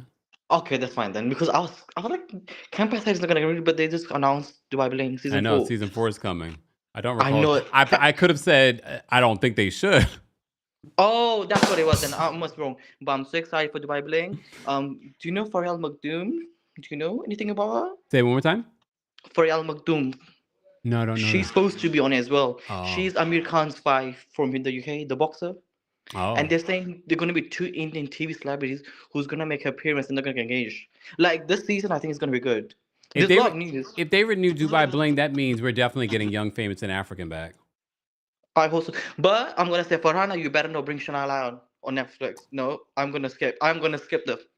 But they're I don't really want to see Shania. friends. They're I know, but I don't want to see Shania Lyon. I don't. I can't do it. Wow. You hear that? All right, Arjun, thank you for calling in. Bye. Bye. And the reason why I say that is because you always want to see authentic connections. And if you follow Chanel Ayan, you see that she's really friends with some of these people that you see on Dubai Bling, including Farhana. All right. Yeah, I don't recall me saying that they got canceled because I remember hearing that there was going to be a new season being filmed. So, okay. But I also don't remember everything I share with you guys because I hear stuff all the time and I don't share it. All right. Brandy's backstage. I'm going to bring Brandy up next. Brandy, what did you want to share? Hey, Kempire, how are you? Oh, well, how you doing? Good. I just wanted to say that it really bothered me how Jennifer apologized to Sutton, and Sutton, I didn't hear her apologize not one time to Jennifer Tilly. Like that really, really, really irritates me. And I thought it was funny how Keely was like, Bose has some good sized eggs, and the doctor was like, no, actually they're microscopic. I'm like, he looked like one of those dudes that try to act like he's smarter than he really is.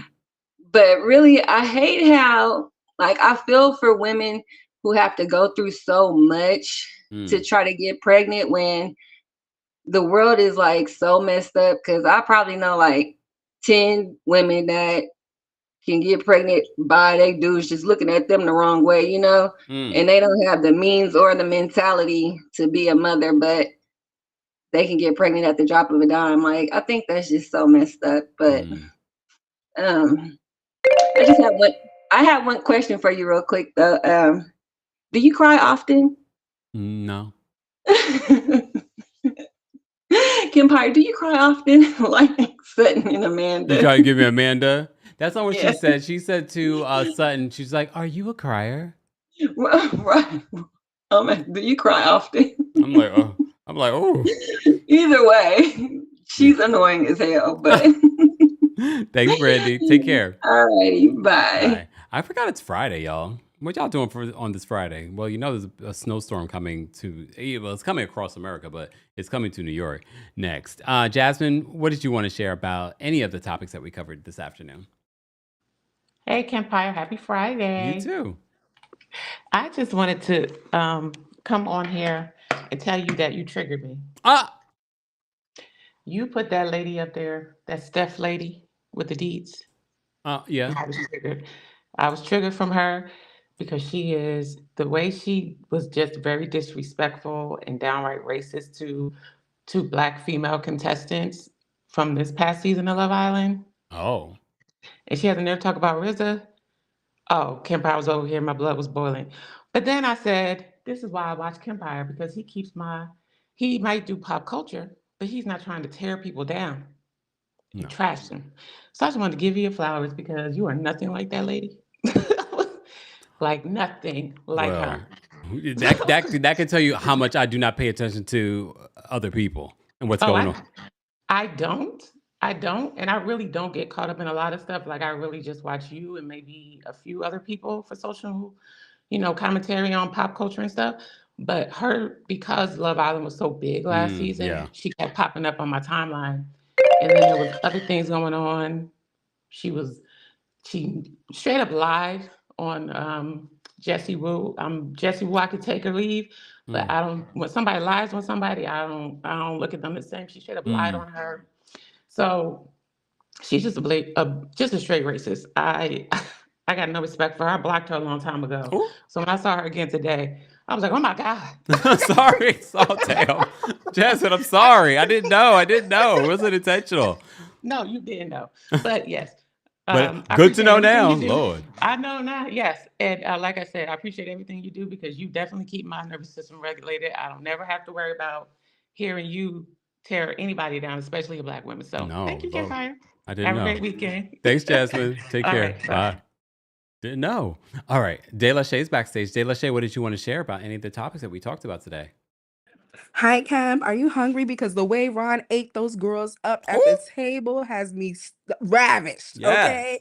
I loved everything he had to say, but I will say that I do understand the suspicion around him. Like what he said was valid. We, the audience, know it was true, but the only person who was able to confirm that ended up being a trailer. Case in point, he ends up looking like a traitor too. Candace honestly doesn't come close to what Faye was giving. That's why we keep comparing her because Phaedra right now is the pinnacle of that. But and also I feel like Candace gets away with a lot because she's petite and thin, which aligns itself to whiteness. So like even with her throwing those grapes at Rob, that was wild. I can't see Portia getting away with that. You know what I mean? Yan Oh. Yan could go. I don't appreciate how he was talking to Tiffany. It was definitely given POC and not Black, so he could go to the door too.